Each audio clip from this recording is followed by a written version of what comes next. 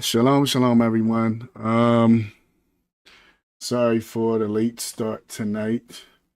Was trying to hurry up and do some technical stuff. It didn't work out, so I had to just say I gotta put that off till next week. Um, I think I'm trying to do too much for you guys. I'm trying to really put together this big production, and it seems like it just won't do what I want it to do. But at any rate, welcome to my take with Rosh Ya'acob Abraham. Um, for those of y'all that don't know me, my name is Rosh Ya'acob ben Abraham. Hey, shalom, Aki, shalom, shalom. Again, apologize for the lateness. No, I'm 15 minutes behind, but I was trying to get something set up for you guys, but I don't want to just throw anything sloppily up here, so I'm just had to make the hard decision not to do it. Just can't do it. All right, so we still got everything together. Is a lot going on. Be a lot going on the show tonight. I was trying to put other things together, and this week's been kind of crazy. I had death in my family. That's been kind of off because of that.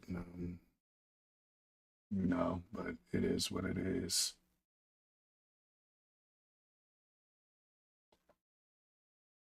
Anyway,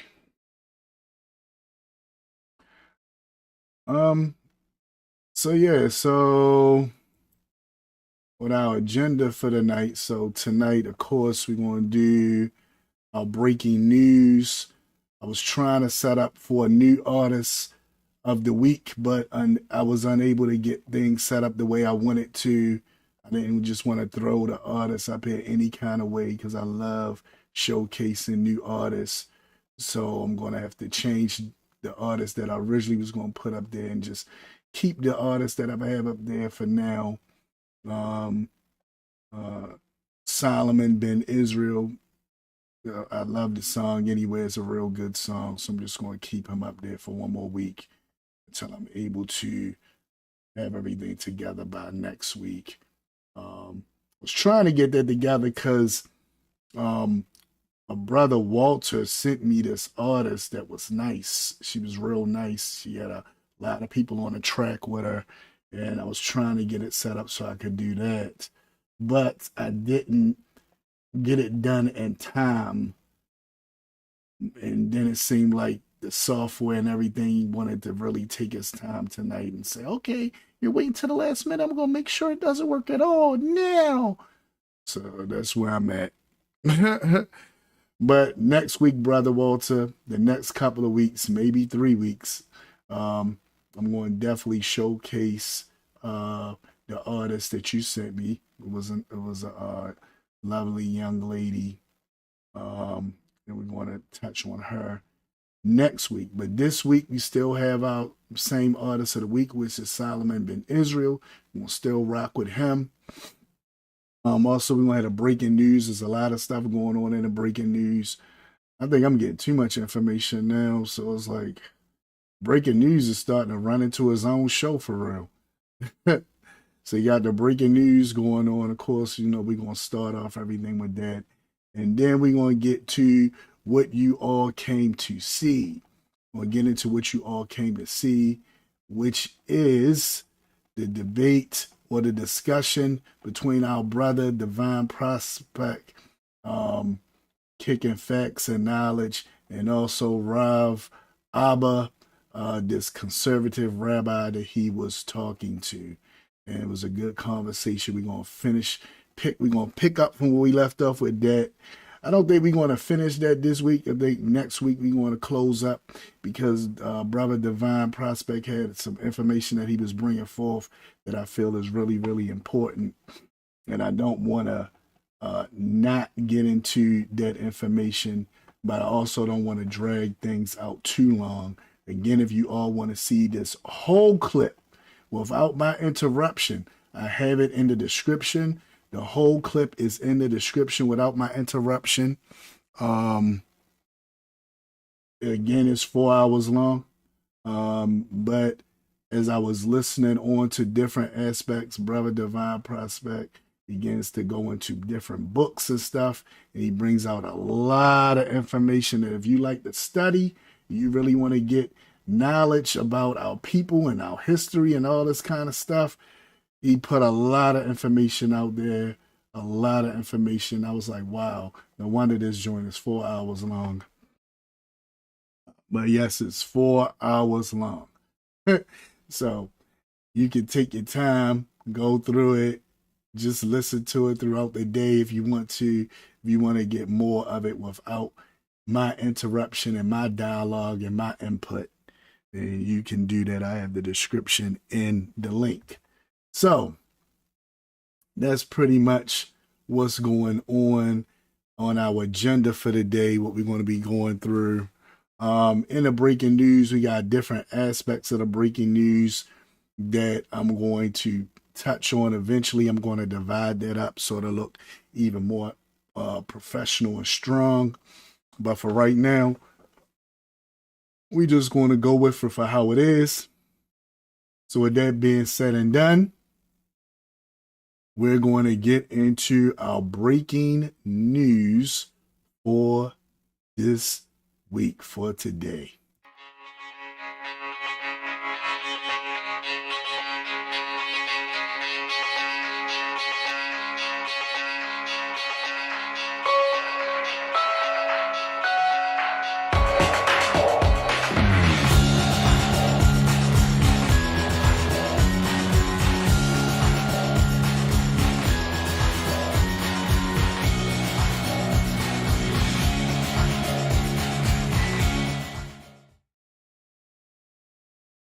All right, so our breaking news for today, we're going to be dealing with let me straighten this up somewhere. We're dealing with the headlines. So the headlines is the first part of breaking news I want to look at for the day. And our headlines is coming from none other than Sister Candace Owens. Love her, hate her. She got different information. I know some of y'all might don't like her, and some of y'all may love her, right? So it is what it is. She says many things that I agree with at times, and then sometimes she says stuff that I don't agree with at all. But she is actually on point with this information that she's about to bring up today, which is part of our headlines. And this is some information that she was dealing with concerning Jamie Foxx and Neo. So if y'all didn't catch this, we're going to touch on this a little bit. I'm going to speak on it, and then we'll go from there to our next segment. All right.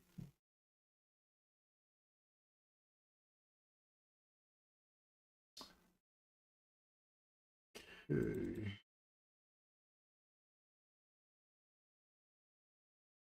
All right. Happy Monday, everybody. So if you're an avid listener of the show, you pretty much know that I hate everybody, especially when I'm this pregnant. I just my tolerance level goes way lower. And so part of the reason that I can't stand Hollywood is because there's no real people there. It's fake friends, it's fake apologies. Even if they say something meaningful, they take it back because they have no real freedom. And that brings us to Neo and Jamie Foxx, both in hot water. And nobody actually knows why. Because we live in a society where everybody... All right, so y'all remember this, and she's going to get into it, but she is correct. Neo and Jamie Foxx, and also someone that she's not talking about, just hilarious, all were in trouble for different things, but she's focusing on the men because in this part right here, because she's saying our black men need to stand firm on what they say and not take it back and apologize and all this good stuff because they're being forced to. And that's what she's going to address. is fake oppressed and demanding fake apologies for their fake oppression. So let's talk about that. Plus, if you and your spouse have a quote unquote open relationship. Yeah, we're not going to get into that aspect of what she's about to talk about. Oh, man. If after you've signed the 1,000-page lawsuit, it's likely that he might do something to screw you over, him or her, right? Because nobody means what they say anymore. And that's upsetting. When we take a look at Hollywood, that example becomes absolutely magnified, right? Because in order to maintain their popularity, they have to pretend to take stances that they don't actually take behind the scenes. And so once in a while, somebody bleeds through the crack and they say something that they actually mean, or they say something that's not offensive at all, and then a peer pressure campaign builds because Hollywood is controlled. They are controlled because they are used as a propaganda. All right, so I kind of skipped past the crazy stuff she's about to talk about because we're not going to deal with that. But I got this link in the description because a lot of stuff that she's talking about we're not going to speak on. But if you want to check out Candace and see what else I'm leaving out that she's talking about, by all means, you can check it out for yourself. I got everything up? Yeah, I got everything. All right, so you can check it out for yourself. But for right now, she's dealing with Hollywood and the stars and how different sometimes stars say stuff that they really feel, that they really convicted about. It makes sense to everybody hearing. And we be like, yeah, that's on point. And then that same star will turn around and take all that stuff back. Take all that stuff back because peer pressure and people on their back saying you better apologize, right? Propaganda arm, typically of the government, and they must immediately revoke whatever they said and issue an immediate apology. And that brings me at first to Ne-Yo. Ne-Yo is an R&B singer. I like a lot of his music, actually. I've listened to tons of his songs, and he said something that made so much sense on a podcast the other day that he, of course, had to apologize. What did Ne-Yo say? Take a listen. Let's listen to what Ne-Yo said. Parents have almost forgotten what the role of a parent is. Amen. It's like, okay, Lost control. If your little boy comes to you and says, Daddy, I want to be a girl, and you just let him rock with that, you just let, Right. He's 5. Right. Think about that. Your 5-year-old son come to you and say, Daddy or Mommy, I'm really a girl. How you want to feel about that? You just gonna let that just ride? That's what he's presenting to you, right? But the people that's going to get mad at him do not want you to think with logic. Don't want you to think with logic. You talking about a 5-year-old, a 10-year-old, 11-year-old, a child that you don't let make up their mind about basic things, but you're going to let them make up their mind about stuff that can change their life forever. Like they say they want to get a sex change because they feel like they really is this, that, or other. And we just say, okay, you can do that. But if they say, Mommy or Daddy, I want to get high, is you want to say, okay, you can do that. No, you can be like, no, you're not doing that. What are you talking about, right? But something like this, okay, we can do that. All right, now I really want to get that, what's the name from up there. I don't mess with the Vlad guy at all, but this clip comes from him, so it is what it is. I don't rock with that dude. But anyway. And where did he get that If from? you let this 5-year-old boy decide to eat candy all day, he's going to do that. Exactly. Like, when did it become a good idea to let a 5-year-old, let a 6-year-old, let a 12-year-old make a life-changing decision for themselves? Right. When did that happen? Right. Exactly. See how he kicking facts and knowledge? All us can sit back and be like, you know what? That makes sense. We're not going to let the 5-year-old or the 12-year-old or 6-year-old just do whatever they want to do with anything else. But we're going to let them make a life-changing decision. Did that make any kind of sense? And this is what he's presenting, right? He's kicking facts. But you had people that was really upset with him about this. Right. Like, I don't understand that.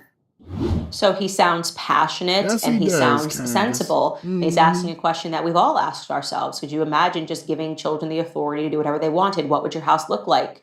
I have a 2-year-old. He would certainly be eating muffins all day. He's obsessed with muffins. He would virtually never eat a vegetable if it were up to him. And what he is saying is good for other men to hear because it lets them Yes. know that they're not crazy. That Not yes, crazy. the responsibility of parents is to lead a household, not to listen to your children and follow their lead, right? But we live in a different age now where we think that parents are meant to be sensitive to every single feeling that a child has and to allow them to guide how a household is being run. So, of course, this ended up being extracted from the conversation and it went viral online and people were discussing it. Many people positively saying, thankfully, somebody said it. Me, I'll be honest, I was happy to hear a black man say it in Yes. particular Me because I too. have noticed the weakening of black men. Yes, They it's all try to men, weaken but us. particularly of black men has upset me because obviously I identify and I think of my grandfather who was the strongest example of a man that I know. He was a black man. And he just would have never allowed this foolishness to take place. And so I've been looking for examples in Hollywood of black men in particular that will stand up and say, I don't like the way we are being imaged out into society. And finally, at long last, Neo said something that made sense. Well, that was before he had to, of course, issue an apology because all of the parents who allow their children to make whatever decisions they want demanded it. Because Hollywood has now decided on the trans agenda. The government has decided on the trans agenda. And so they expect this black man to buckle. And he did. Here's what he wrote on his Instagram. He wrote, after much reflection, I'd like to express my deepest apologies to anyone that I may have hurt with my comments on parenting and gender identity. I've always been an advocate for love and inclusivity in the LGBTQI plus community. So I understand how my comments could have been interpreted as insensitive and offensive. Gender identity is... You're right, brother Tony. He stood his ground, but his publicist apologized. He didn't. And he came right out after that. So Candace going to be saying, Neo, you should have stayed strong. And I don't know if he heard her or whatever, but he came right out after that and made the video saying, hold up, you will hear from my mouth, not a publicist, but from me. I'm not apologizing for nothing. I said what I said, I meant what I said, and that was that. And the whole thing is, what's so wrong with saying that? That makes sense. Like, come on. If that's the case, then our kids need to be able to drink alcohol as much as they want. Kids may be able to smoke weed or do whatever it is that they want, right? If that's the case. But they can't do that. But you tell them they can change their body in a way that it will never be able to go back. They can take pills to alter them. You saying that's okay for them to do? You don't want to wait till they get us a grown and like you say, you got to be 18 and older to buy a pack of cigarettes. But at 12, you can change your life. But when you bring these arguments up that make sense, people get mad. And he didn't even say your child couldn't make that decision when they got grown. He just saying while they're a child, let them be a child.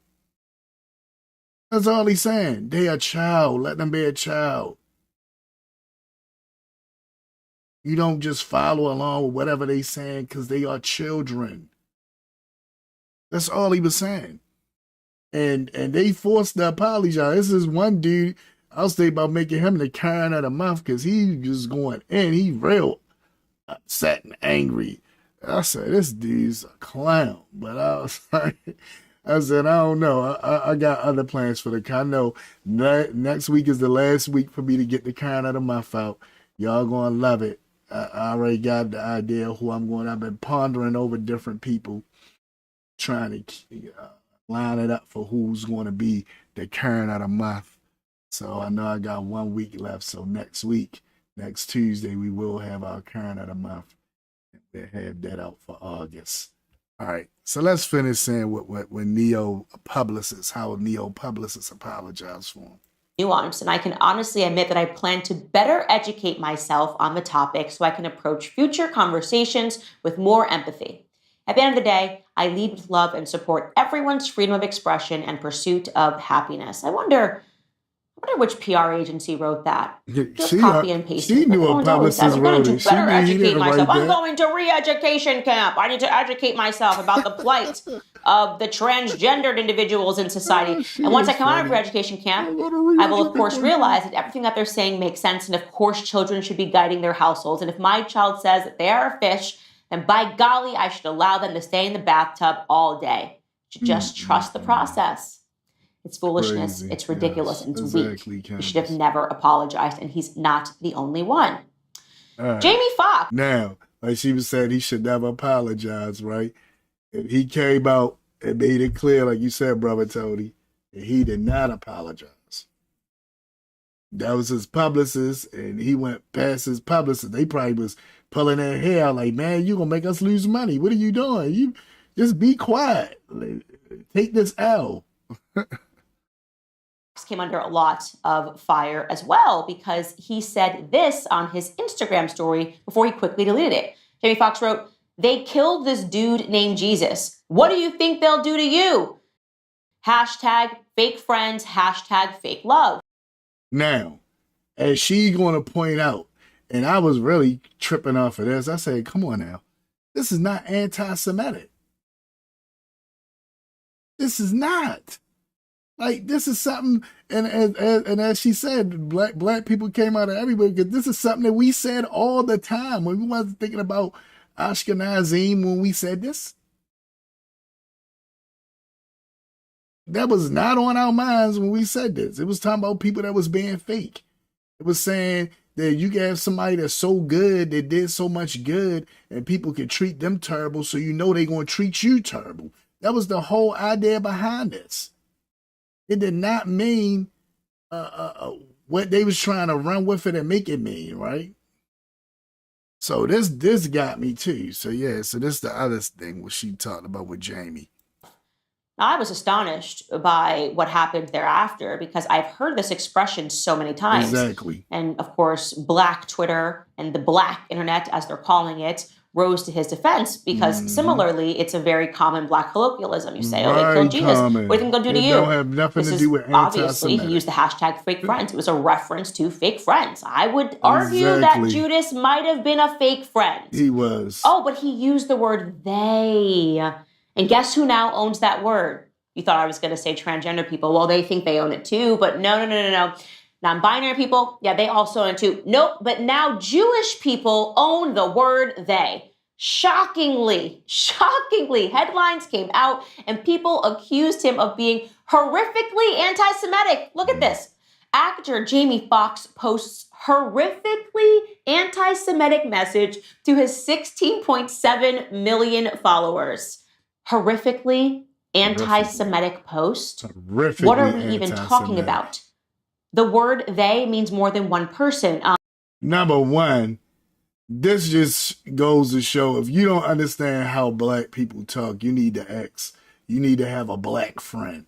Get you a black friend, a Hebrew friend, some kind of friend that can say, oh no, this what this mean, so it can clear it up for you, because this was ridiculous. You clearly don't understand the lingo. You make it mean what you want it to mean and then demand an apology when it wasn't even talking about you. This is ridiculous. I know the story of Jesus Christ. I do believe that more than one person killed Jesus Christ. So are we no longer allowed to say that? When did the ADL purchase that word? It's an absurdity. On top of this scandal, Jennifer Aniston, whether she accidentally... All right, Brother Tony said there's a bigger issue at stake here. We are at that level of extinct. The powers that be are attempting to do a reset, and every kid is transsexuals who is producing the very first commandment. Exactly. The very first mitzvah, for those of y'all who don't know, the very first mitzvah in the Torah is to be fruitful and multiply. That's the very first mitzvah. In other words, you're supposed to get yourself a wife and have children.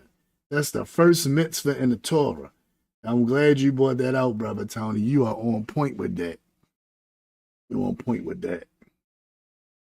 And again, this is crazy because Jamie didn't even mean what they was trying to say he meant. And then the actress from Friends jumped on the bandwagon and tried to attack him too. And Charlemagne actually gave her the donkey of the donkey of the day the other day for doing this very thing.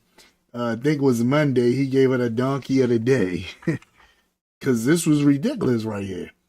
Watch what Candace says. I can't even think of her name right now. Something Anderson. Watch what Candace says she did.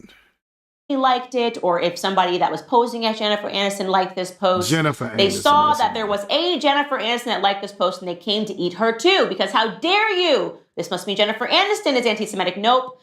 And Jennifer Aniston immediately then offered an apology for something she never did, because God forbid she now be tagged as anti-Semitic for the original thing that wasn't even anti-Semitic. Jennifer Aniston wrote this. This really makes me sick.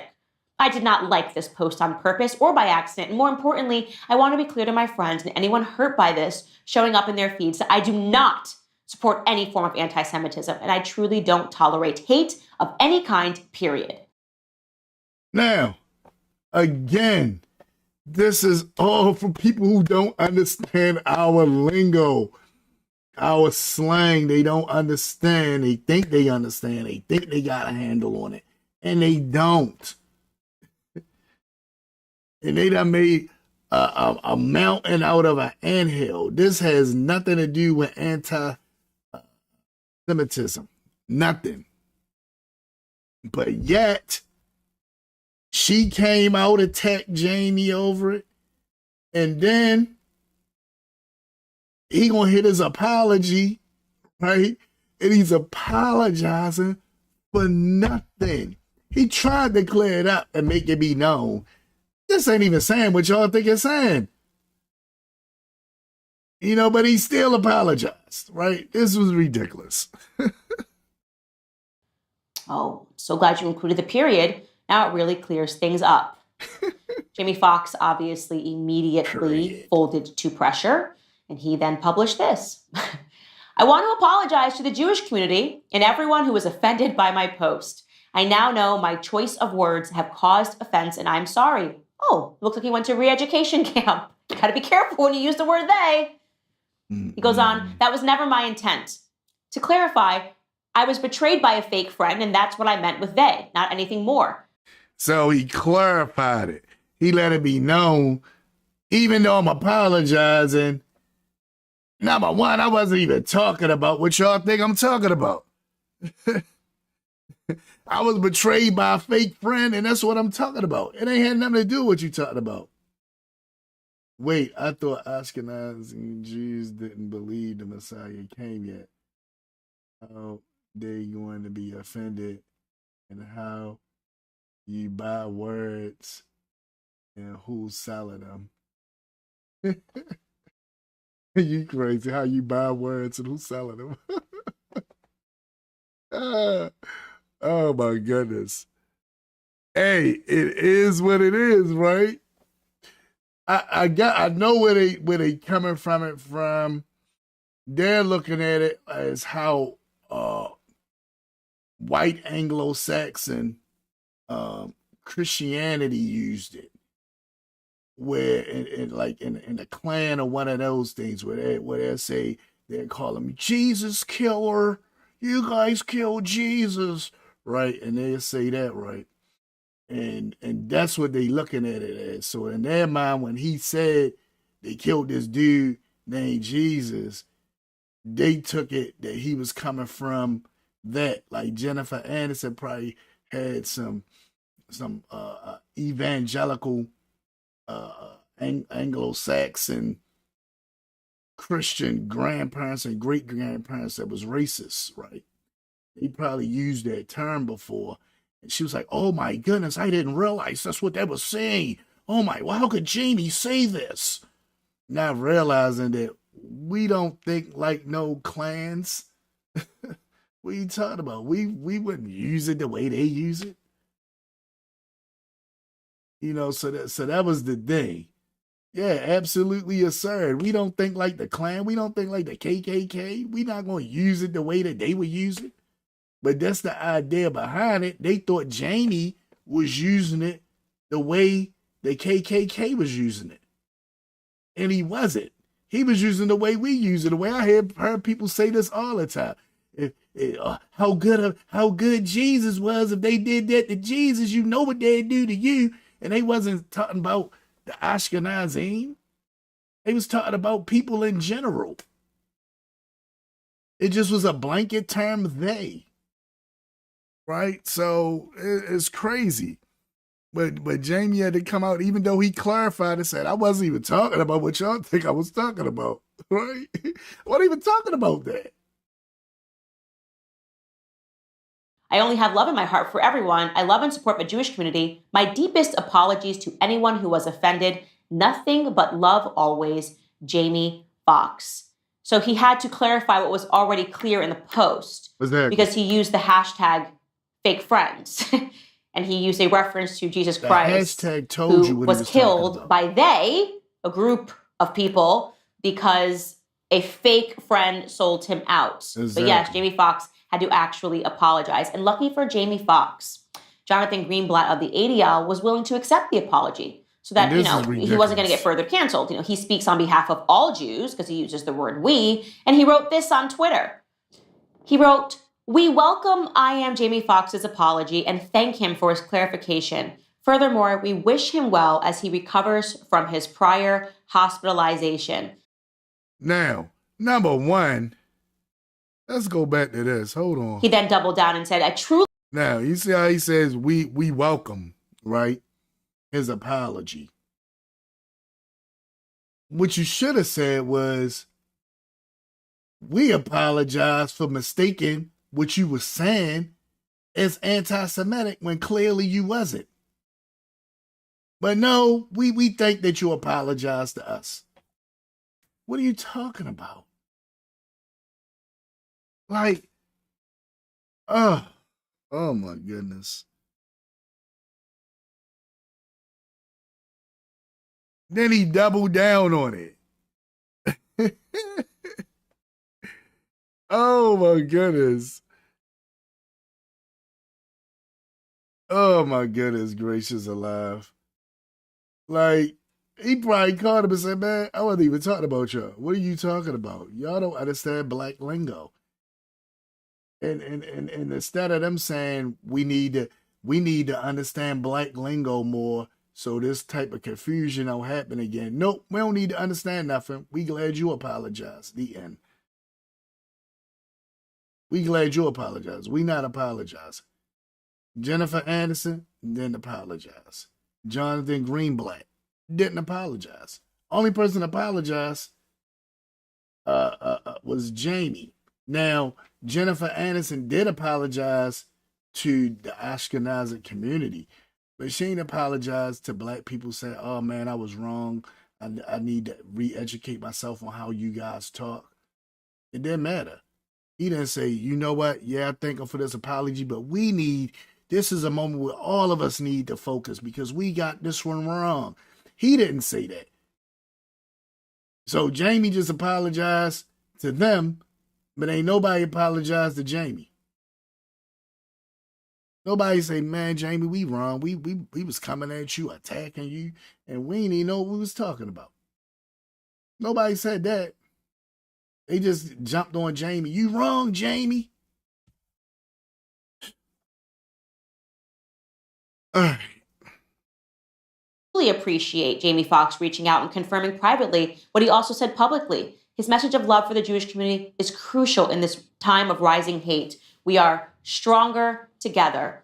Oh, so that's what happened. Jamie Foxx apologized for absolutely nothing. And fortunately, Jonathan Greenblatt allowed him to say, you can keep your career. Oh, Jonathan Greenblatt, by the way, he's the guy that sent Kyrie Irving. Remember, he sent the link of a documentary to watch that was freely available for people to watch on Amazon. He's the one that gave him the list of things he would have to do to be welcomed back into the NBA, which I don't think Kyrie Irving ever did it. But it's that guy.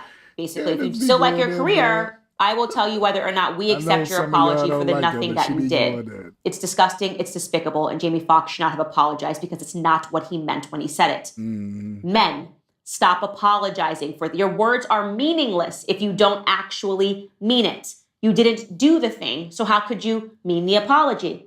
Neo, you obviously meant the thing that you said. So you should have stood up strong like a real man and you should have said, I said. Well, at least no, he's not a clone now. Oh, you know he's not a clone now? Or was that set up to make you think he wasn't a clone? Like, oh no, I don't think Jamie was no clone. I'm with you. Said what I said and I meant it. And guess what? They would have moved on because they always move on. By the way, mind show up for saying they, because I just mean the mainstream media. God forbid. Who owns that word now again? Is it trans community? Is it the Jewish community? Is it the black community? Am I allowed to say they at all anymore? Everybody is a coward and it sickens me, okay? People do not have the guts anymore. People cannot stand by the things that they believe. They cannot even say the things they believe because we live in a climate of hypocrisy, in a climate of lies, and ultimately in a climate of cowardice. And let me tell you, I will be making no apologies for this monologue. So tweet me all that you want. Oh yeah, I want to thank Candace for her video and being able to use it. Yeah. All right, now the next thing. This was actually sent to me by Sister Michelle. Sister Michelle sent me this video, and it was a little small video, so I said, well, let me find a bigger clip. And this is my segment that I dubbed, Why Can't the Police Be Like the Ones? Why can't the real police be like the ones on TV? And this clip right here is, I talked about it last week. Sister Michelle actually found the TikTok thing and sent it to me. And then I said, well, I want to show something more longer than a few seconds. And that's when I found this one. So I think this is from, I can't remember what news station this is from. I'm going to open it up real quick. In Ohio, an unarmed black man is attacked by a police officer's canine as he surrendered to authorities. All right, this from CNN. With his hands up, despite urging by an Ohio state trooper not to release the dog. CNN's Polo Sandoval joining us now with more on this, Polo. This was caught on police body cam. And Fred, we should mention that though it was the Ohio State Highway Patrol that initiated this traffic stop, it's the actions of the Circleville, Ohio Police Department that are being called into question here, and their decision to release their canine officer as the suspect involved, as you're about to see, seemed to be in the process of surrendering himself to authorities. Now, a warning to viewers, and we cannot do it enough, this video is difficult to watch, and we'll warn you again when the footage takes that disturbing turn. The footage provided by Ohio State Highway Patrol is disturbing, but now under scrutiny after a man was mauled by a police officer's canine. July 4th, Jackson County, Ohio. A case report shows a highway patrol officer in a marked vehicle tried stopping the driver of this big rig for a missing mud flap. The man behind the wheel, later identified by authorities as 23-year-old Jadarius Rose, drives on, and a chase begins. About 20 minutes into the pursuit, the big rig is seen rolling to a stop. Oh my goodness, y'all see that automatic weapon he got? Oh my goodness, what did they think he was doing? They think he was smuggling people or something? Like, what's they see that big automatic weapon they got out there? This is crazy. Out of the truck! But that lasts only a few seconds. The driver continues to flee and officers stay on him. I probably would have fled too. You pulled out a daggone semi-automatic weapon like a machine gun. I'm sorry. I probably looked at the window and said, we got a machine gun? Oh, I ain't stopping for you. I ain't getting out no car. You crazy? Oh, I'm sorry. For another 8 minutes. He took off again. I bet he did. It wasn't until police used tire deflation devices there you go that the chase came to a slow but dramatic and disturbing stop. That's a Circleville, Ohio Police Department K-9 unit rolling up to the scene after Now, they got everything together, seem like. The guy about to come out. This guy wants some of the action. Watch this dumbness right here. repeated orders from state troopers. The driver eventually steps out of the rig, his hands in the air as requested. A patrolman is heard asking the K-9 to not be released. Now, we see the guy right there. The guy stepped out the rig. He got his hands up. You got all these cops out here. This guy just rolled up with the K-9. I thought you normally send the K-9 at the people when they run in, or I don't know, man. I don't know how all this policing works, right? But I'm quite sure you don't send a K-9 after a man is just standing there with his hands in the air. I'm quite sure that's not what you do. It's unclear if he could be heard by all officers on scene. That's when the K-9 is deployed. Do not release the dog with his hands up. Do not release the dog with his hands up. So he telling him, do not release the dog with his hands up. Do not release the dog with his hands up. But dagnabbit, he wants some of the action too. So guess what he does? Release the dog.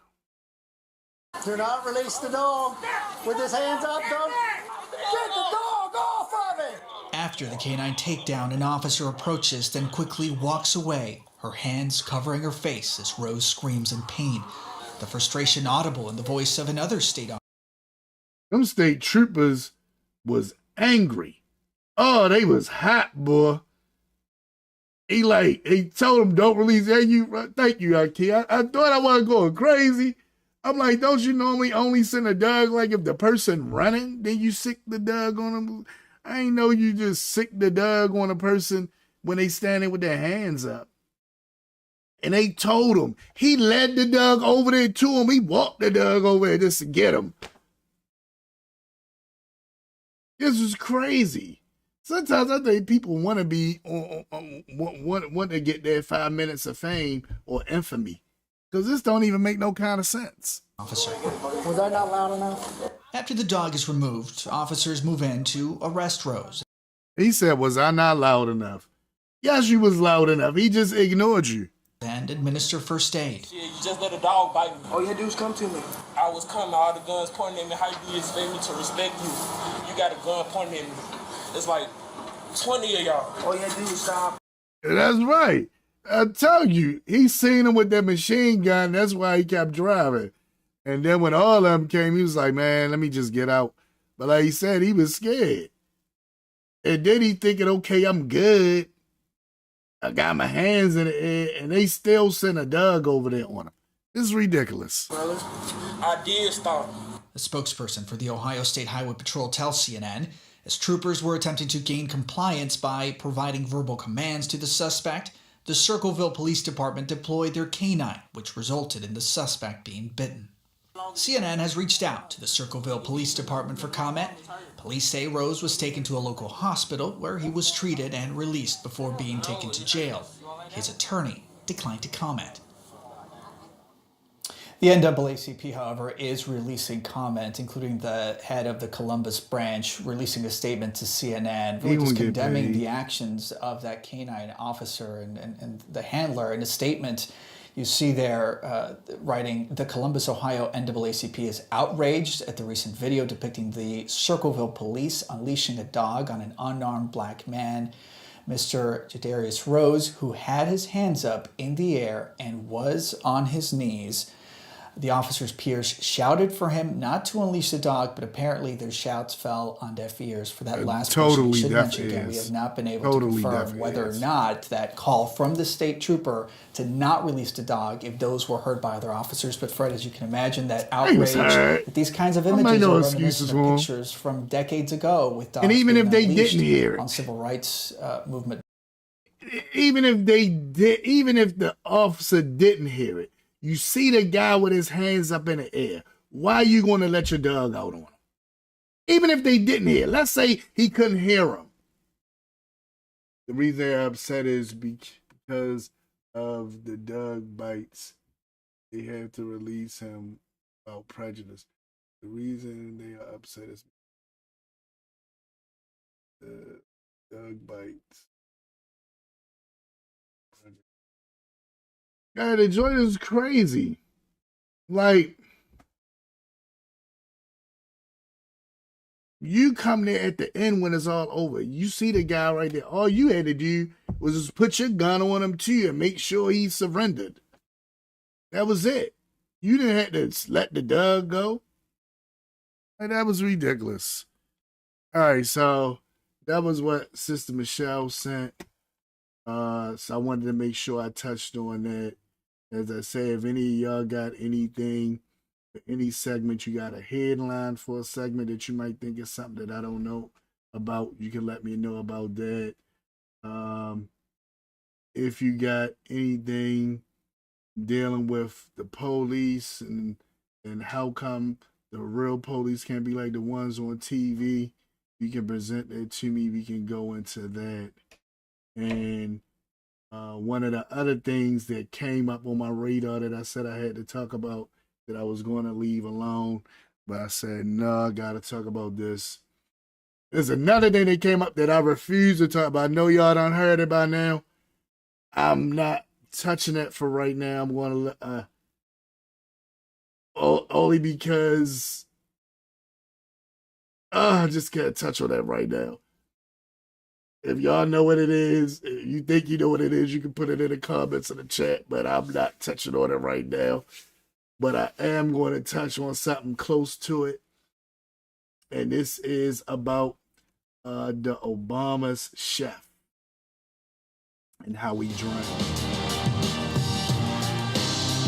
Other stuff I'm not touching. We have new developments in the tragic drowning accident of the Obama family chef, Tafari Campbell. Now, according to new reports... Now, this was the crazy thing, if you don't know. The Obama's family chef, who was their chef at the White House, and when they left the White House, they asked him to come work for them. He came over to be their personal chef, and he was working out at Martha's Vineyard for them. On the day that they weren't there, drowned. He drowned in 8 feet of water. And they found out that a young lady was with him, because first they didn't know what was going on. They trying to make it seemed like to me like they trying to make it like something was going on with him and a young lady. Who knows? Right? But the thing that makes it mysterious is where they're going to go next. The female staffer was paddleboarding with Campbell when he fell off his board. She tried to help him before he disappeared under the water. Eventually, she returned to shore so that she could go get help. This woman has not been identified. The Obamas were not at the property at that time, although they were on the island. This isn't the first time a president's personal chef died suddenly. Walter Scheid. See, this isn't the first time a president's personal chef died suddenly. Guess what other president chefs died? Listen to this. A former executive chef during the administrations of Presidents Bill Clinton and George W. Bush also drowned accidentally in 2015. Yeah. Now, of course, as she's going to point out, what does that sound like to you? Well, let's see what she says it sounds like. Of course, that coincidence, that echo is causing some people to think conspiratorially about this moment. The idea being that family chefs have a lot of proximity to families, might hear things and be aware of things that might be disadvantageous or embarrassing to the family, and are consequently vulnerable to very powerful interests. Of course, that is purely speculative. It's purely and the nature of the world and coincidences, that's why something might seem like an exact copy. How often does somebody's private chef drown in these kind of circumstances? The reality is that there's just so many incidences of the world that sometimes things do echo in this way. Right, and this person was a presumably otherwise healthy, younger person, drowned in 8 feet of water, and that. Now, this is under a new segment for breaking news that I call things that make you go, right? Make you think, is this a coinky dink? What y'all think? I don't know. Oh no, y'all know me. I'm always looking at stuff a different way. I don't know. This was weird to me, and I kept researching it afterwards. And especially watch this part. Watch what they say. Might sound like how do you just drown if you're not even that far from the shore? But actually, that happens to people all the time. It does. We always get warnings when summer begins from Look what it says. Now this was one of his friends. And this was from 2019. It says, this is the former White House chef Tafari Campbell, who just drowned at the Obama's residence on Martha's Vineyard after working as their personal chef, since leaving the White House. So now, he knew how to swim. Is basically what this person did. So this is how the conspiracies pop up, right?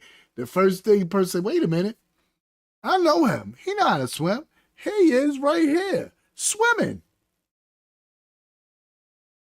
So how can somebody that know how to swim drown in 8 feet of water? He know how to swim. He was back. Well, what they gonna tell you? What's this? Lifeguards that, most drownings happen with lots of other people around.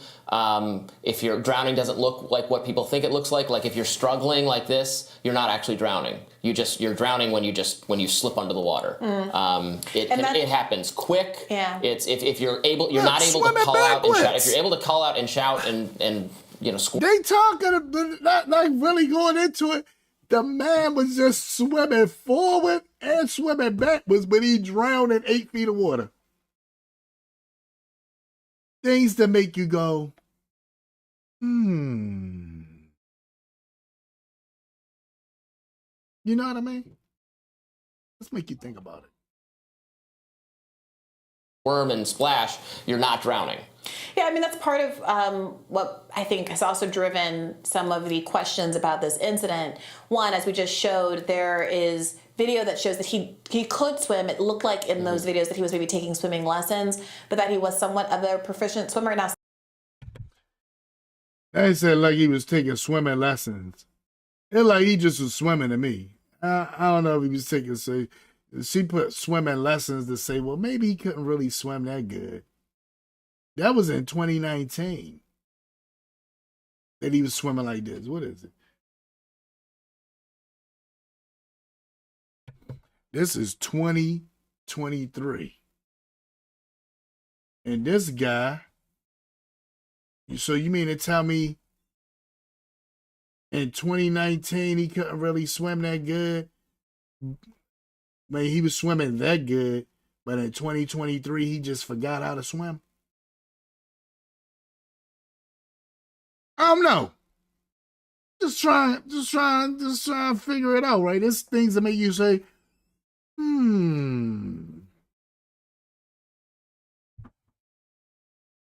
Let's see what else it says. someone who's taking adult swimming lessons might not be the most natural in the water, given that it's a more relatively recent skill that you've acquired.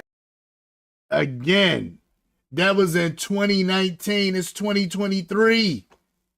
What are you talking about? Just taking classes as an adult swimmer.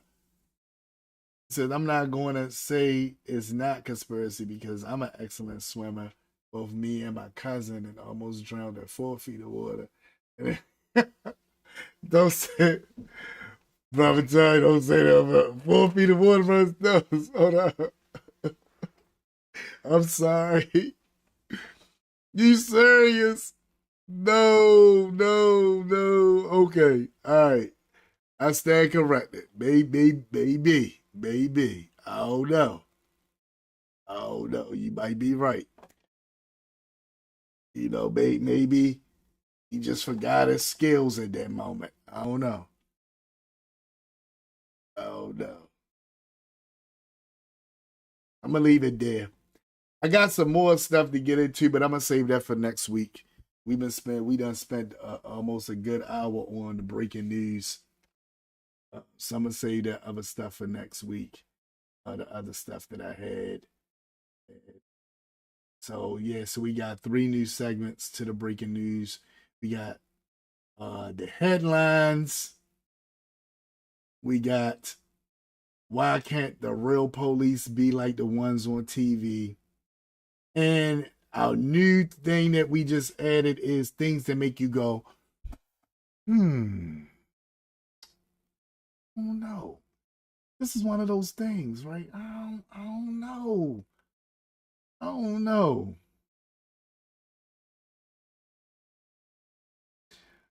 Oh, I'm about to say you said 4 feet. I'm like, no, brother Tony, don't do it. Don't do it, brother. Don't do it. I can't. But yeah, it do be slippery in there. Then you got a bunch of kids and stuff around you. You know, but he didn't have none of those things. You know? So, I don't know. We see him doing a backstroke. Like, she talking about just getting like, yo, he turned on his back. I know how to swim, but I can't even do no backstroke. So, yeah. But anyway, that is our breaking news. So now we're going to get to the other segment that I love, which is the artist of the week. And again, this week, we're not going to our new artist that we originally was going to go to because of technical difficulties.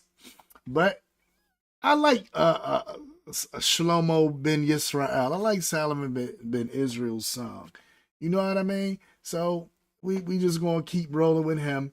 So our artist of the week for the 3rd week in a row, Solomon ben Israel, also known as Solomon the Jew.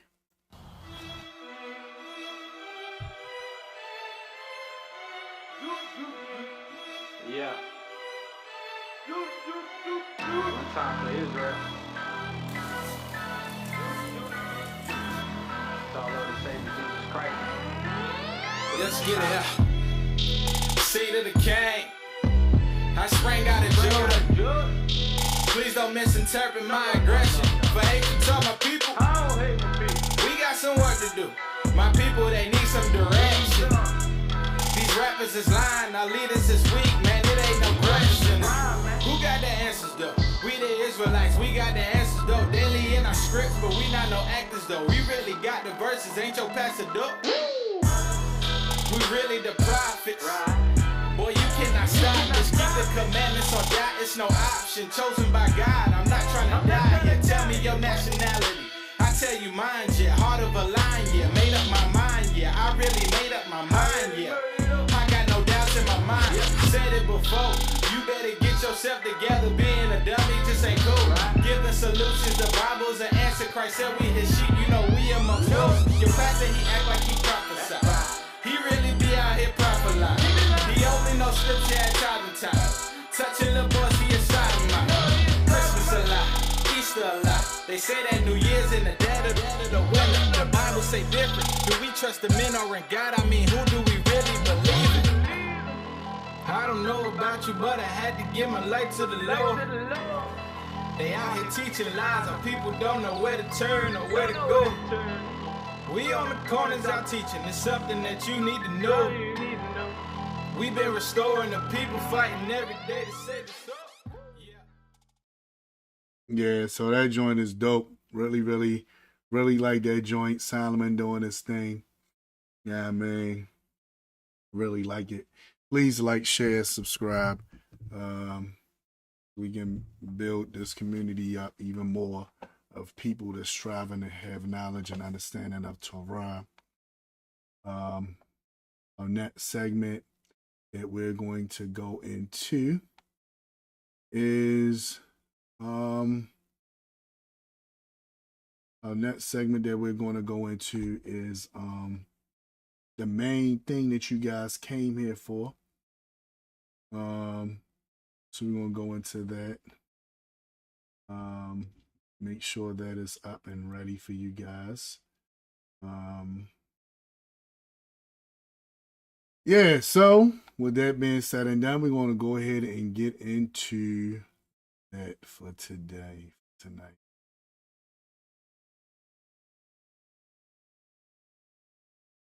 All right, so it's about to get deeper. It's about to get deeper, guys. We're about to get into this. I know you guys been waiting for this, so we're gonna get into this and go from there.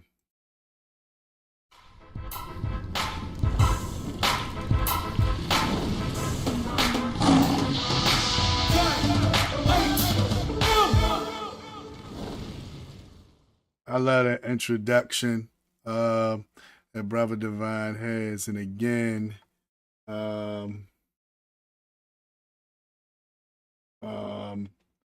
you got his Patreon if you want to get any materials, you want to check out more stuff he had, you want to be a part of his community, part of the community that he has built up, you can join in with that. I also have it in a link. So it's also in the link in the description.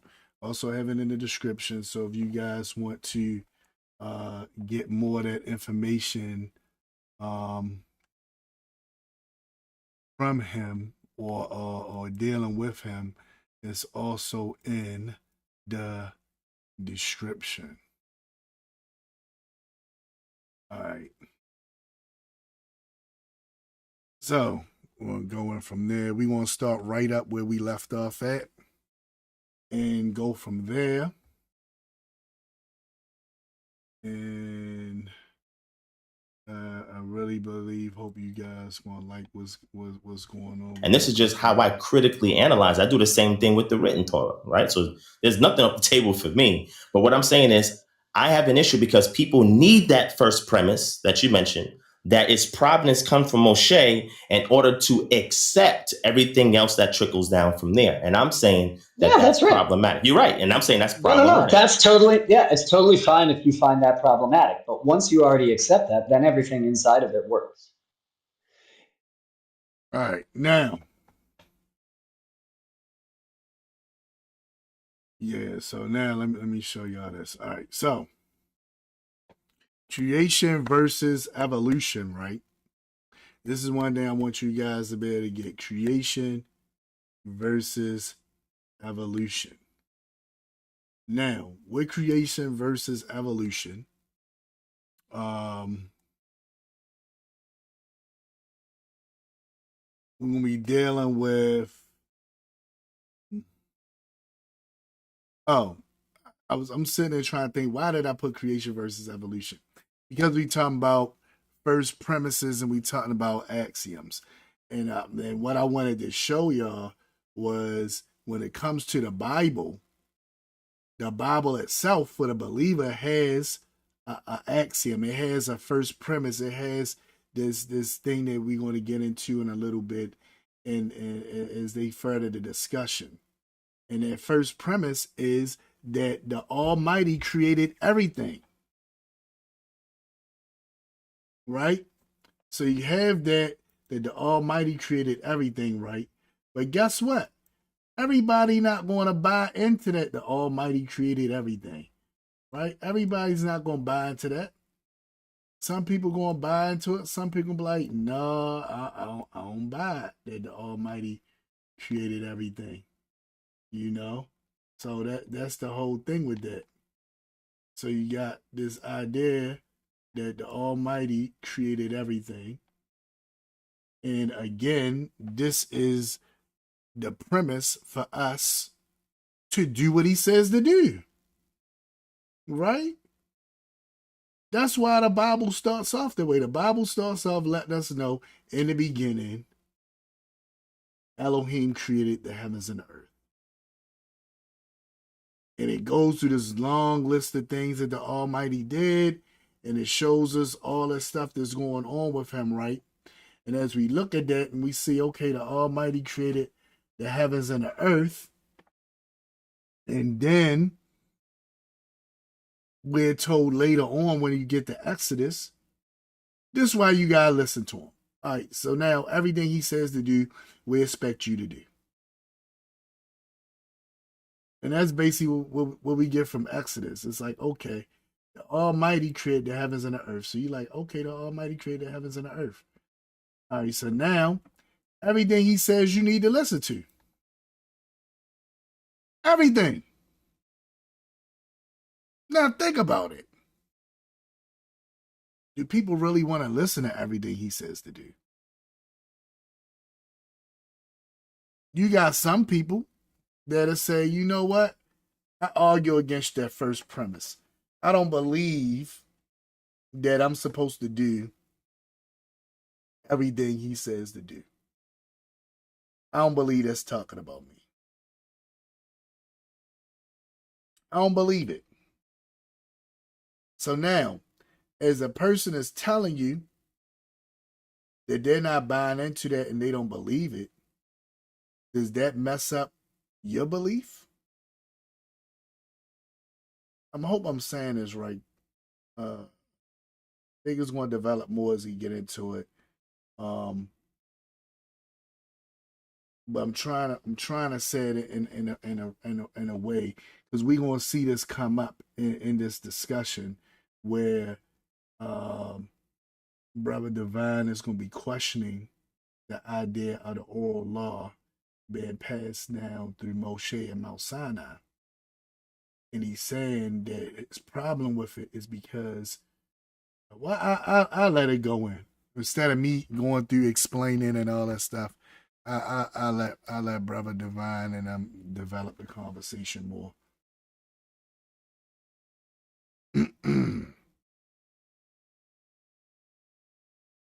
Oh boy. And that's nobody, you don't have to be compelled by that, the fact that the tradition just accepts that as a presupposition. Presuppositions are not demonstrated in any logical system, right? In any system of learning, you don't justify the foundational things, the first principles. They are accepted or not accepted. That's it. And that's problem. That's a big problem. That's why we have No, it's not. No. That's how epistemology works. Yeah, and that, see, so now that's why I said let me let them develop it more so we can see it. So as I said, Brother Divine said that's a problem. Right? Just to have that's a problem. Right? And what I was trying to show with the idea of creation is that's the same thing evolutionists say. Evolutionists take the same argument like Brother Divine is taking, and they say, you know what? We find it problematic, this idea of this creator that you can't see, that you can't touch, that for the most part, some people can't hear. And you saying this unknown being created everything. We got a problem with that. Because we can't substantiate the truthfulness behind that. Now, the believer in the Bible says exactly what Rabbi Abba is saying. It don't matter if you got a problem and you got a problem with it. So what? We believe this is what it is, and that's good enough for us. You know, so that's the dynamic that we see here at play. I want to make sure we grasping what's exactly being argued right now. This idea, this first premise, this idea of this axiom, as they're going to get into axioms, you want to hear them talk about that. And it's like, okay, if my way of thinking is, okay, if we challenge this for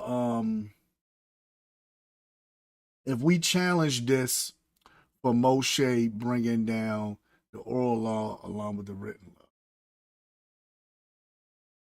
and we use that thing as we use I guess logic or something as a way to challenge it. That's the same way people can challenge the Bible itself, right?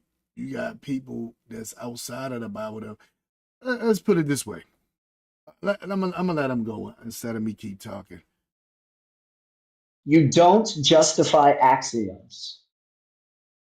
All right. So I wanted to look up an axiom to see exactly what an axiom is. So this is what the axiom is, right? So the axiom, it says, is a statement accepted as true as the basis of an argument or inference. In other words, it's one of the axioms of the theory of evolution, right? So some people take the theory of evolution to be real, and they take this to be a stated fact, even though it's a theory. They can't prove evolution, right? But this is a theory that they run with creation. They tell us we can't prove the Almighty. They'll tell us quick, you guys can't prove the Almighty, right? But even in the midst of telling us that we can't prove the Almighty, they are the main, they can use that as a way to argue against the Bible, right? Because they say, well, hold on. You know what I'm saying? You guys can't prove the Almighty. So since y'all can't prove the Almighty, then we can say the Almighty don't exist. And if the Almighty don't exist, then we can argue against doing these rules and regulations that he has in his book. So now people can live these lives that they want to live outside of the Bible, outside of the Torah, because the authority or the power behind the book is gone when you take away that axiom.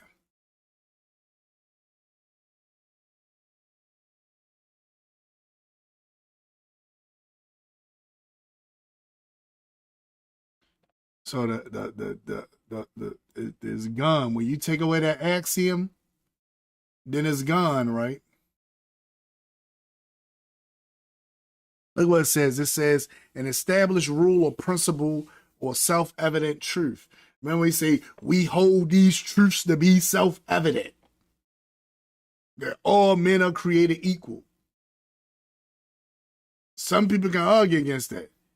It was this film for this that this racist cop was on it talking to one of the black revolutionaries back in the day, and he said they trying to talk civilized to him and saying, all men are created equal, right? And he looked him right in his face and said, oh, that's up to he said that's up for debate. He doesn't accept that all men are created equal. He not created equal to him. He's above him, right? And this is how he's talking to this young man. This young man trying to go by what he thought, okay, everybody agree with this, right? So it says a maxim widely accepted on its intrinsic merit. So that's the thing, right? That's the whole thing.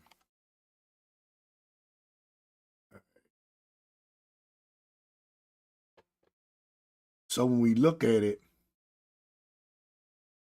you got well,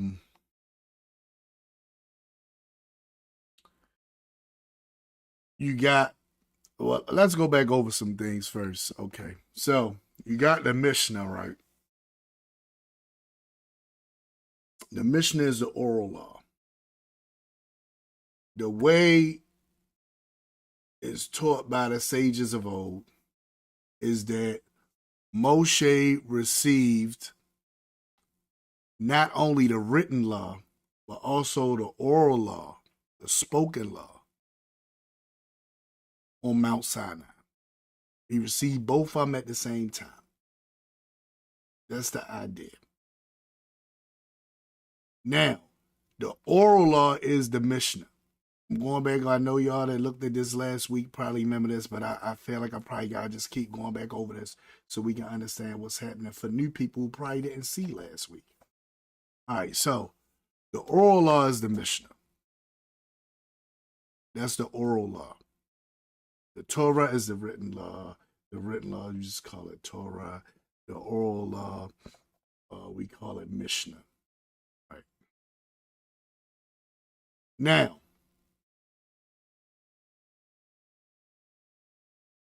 you got another component to the Mishnah known as the Gemara.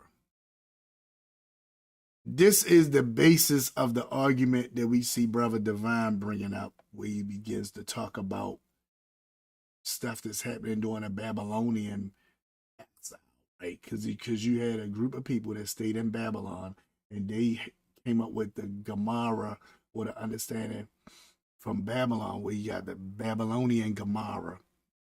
And then other people lived in Jerusalem. They had the Jerusalem Gemara, right?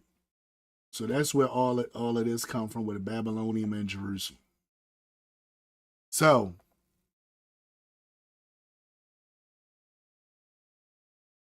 what Brother Divine is building to is he's looking at the Babylonian exile, and he's saying these guys came up with this stuff during the Babylonian exile.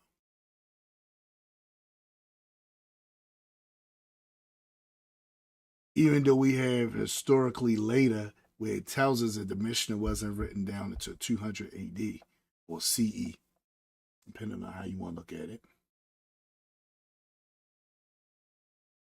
So that's the whole dynamic right there. What they're debating over is whether or not the Mishnah was given with the Torah on Har Sinai, on Mount Sinai, or was it a later invention of the rabbis? Brother Divine is leading on the idea that it's a later invention of the rabbis.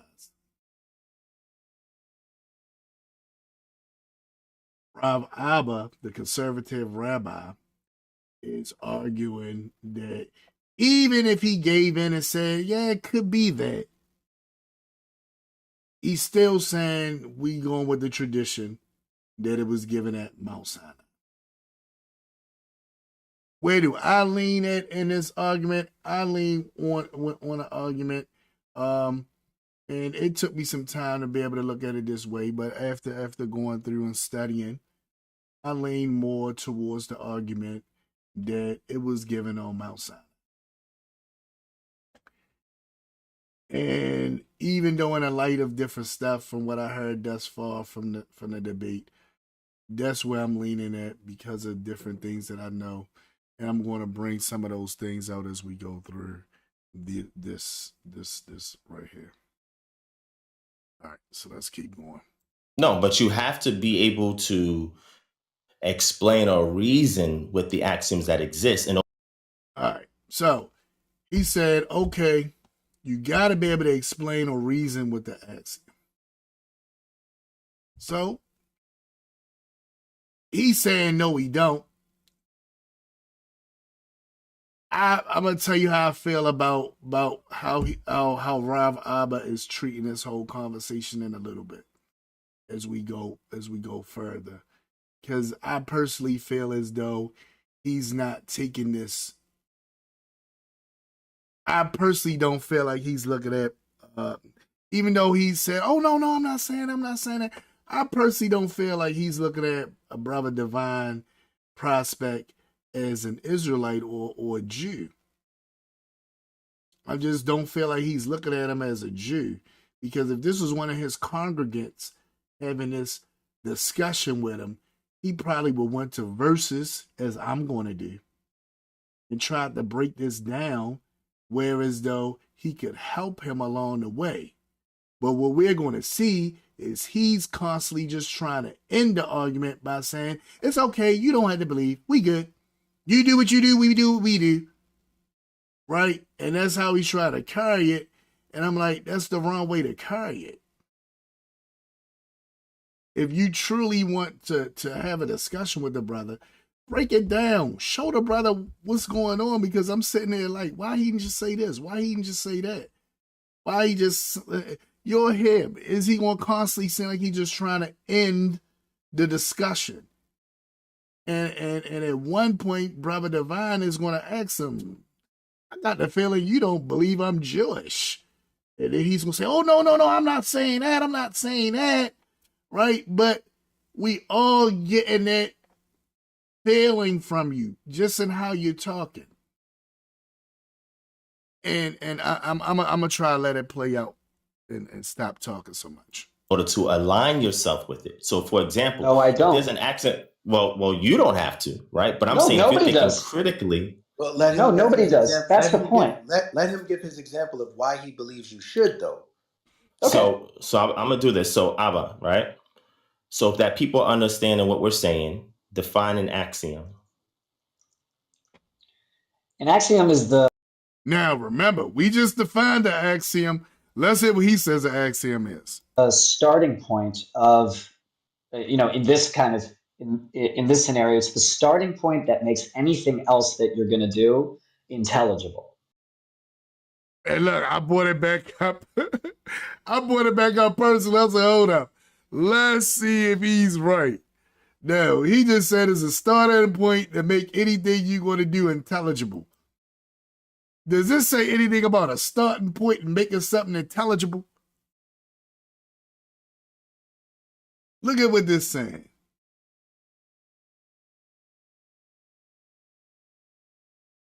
I'm not getting that out of this. It says a statement accepted as true is the basis of an argument or inference. It's a statement that's accepted as true, not a beginning point so you can have an origin to go to. It's a statement that's accepted as true. It's an established rule or principle, something that's self-evident, something that's a self-evident truth. It's a widely accepted, it's a maximum widely accepted on its intrinsic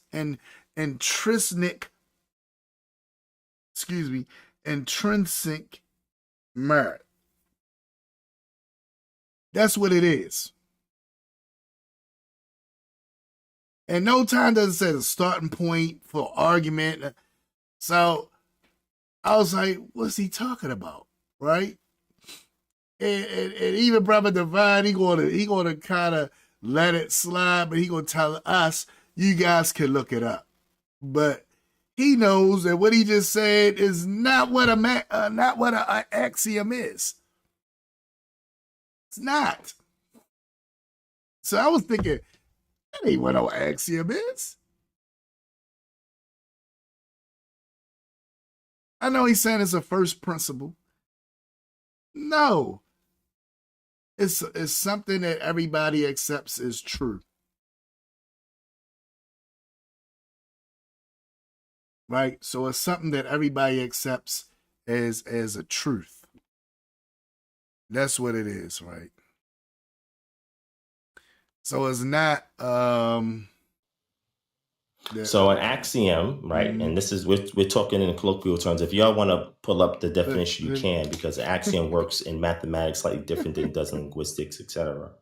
But if we're going to use axiom as a first principle, so he tried to give it to him because he said he's using it in a mathematical way. He tried, Brother Divine, smooth brother. He tried to give, because he know that you just said the wrong thing. That's not what an axiom is. But he tells him, okay, if you're going to use it as a first principle. So now we still allowing him to be in the conversation without totally just wiping him out, which he could have done. Could have done it. Right? But he says, no, I'm not going to do that.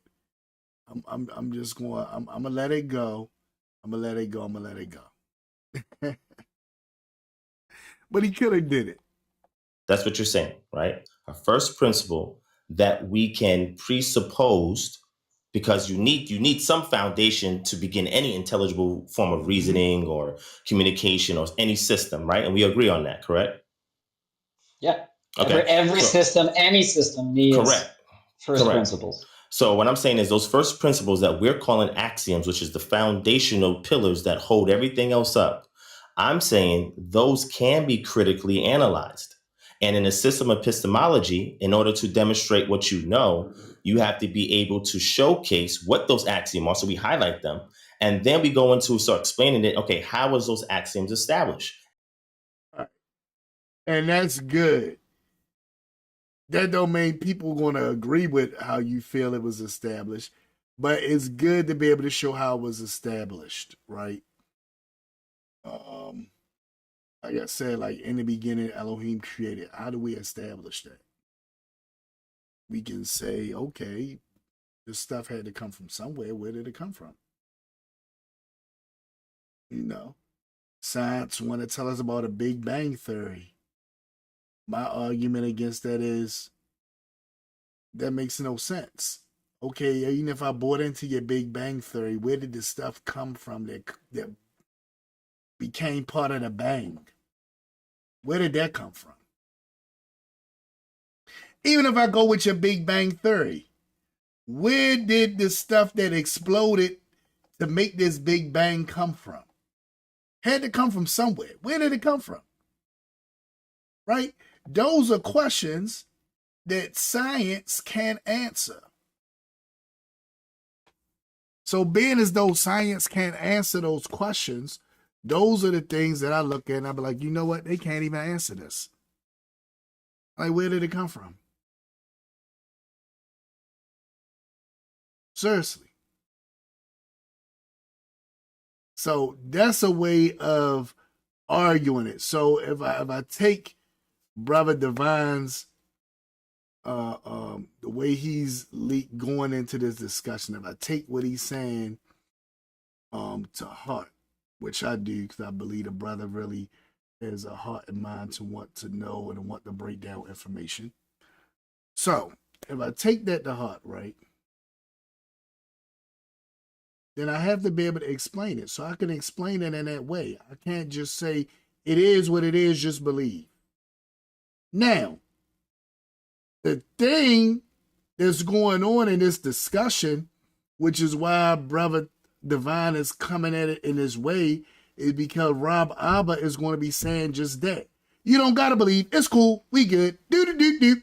Right? And the reason why he's doing it, I believe personally, is because he's not taking serious this idea that our brother Divine Prospect is an Israelite. Our brother Divine Prospect is a Jew.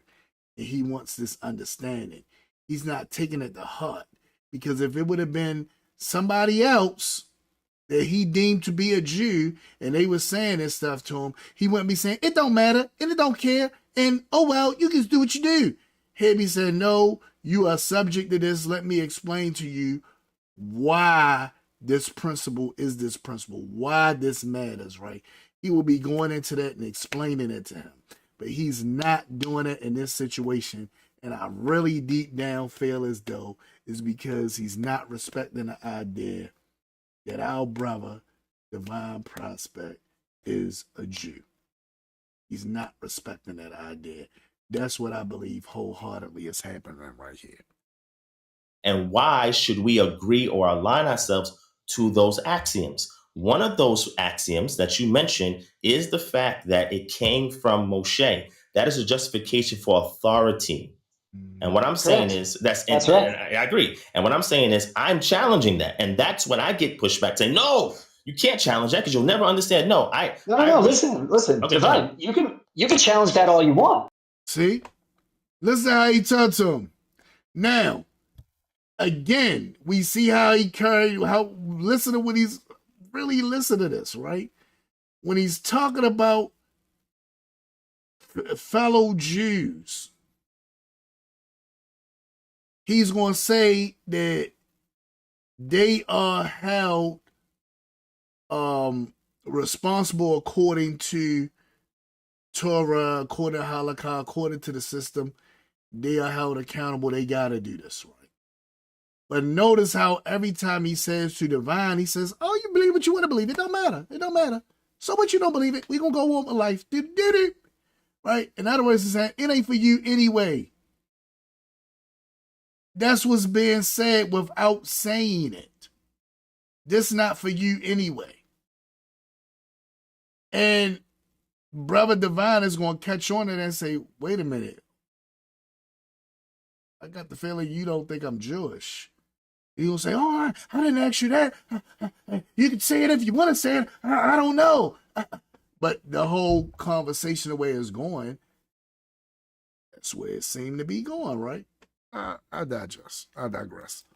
It's totally fine. I don't care if you don't think that that has authority. See? But nevertheless, even if you don't think it's authority, right, you can still look at it. It doesn't prevent you from understanding it, right? But if you say, I don't think it has authority, and therefore I don't have to take any of what the book says seriously, then all you're doing is saying, I don't actually care how that system works because I'm just rejecting it all out of hand. And I'm gonna let you know that's not my position. All right, so he's trying to let him know, look, it's not my position, it's not who I am. Right? Just keep listening. My position is when it is imposed.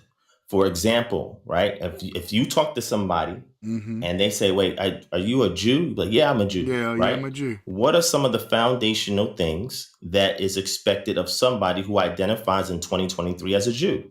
All right, so now the reason why he's coming at him, this is crazy, because this goes back to the first video that I made, and I incorporated it into this. This go back to the first video I made before I got into the podcast, when I got attacked by these Karens in this group. I don't know if you remember that, Brother Tony, when the Karens in the group attacked me. Oh, man. I'm sorry, I don't even have my display thing up, so I can't even see if you was talking, Brother Tony. You might have been talking the whole time. You was talking the whole time. My bad. He said, so disrespectful. I'm glad to hear he's going to call him out on how offensive this guy's been. Yeah, man. I'm sorry, Brother Tony. I didn't even realize the browser thing wasn't up. I'm sitting there like, Brother Tony, real quiet right now. And then it hit me like, oh, this a new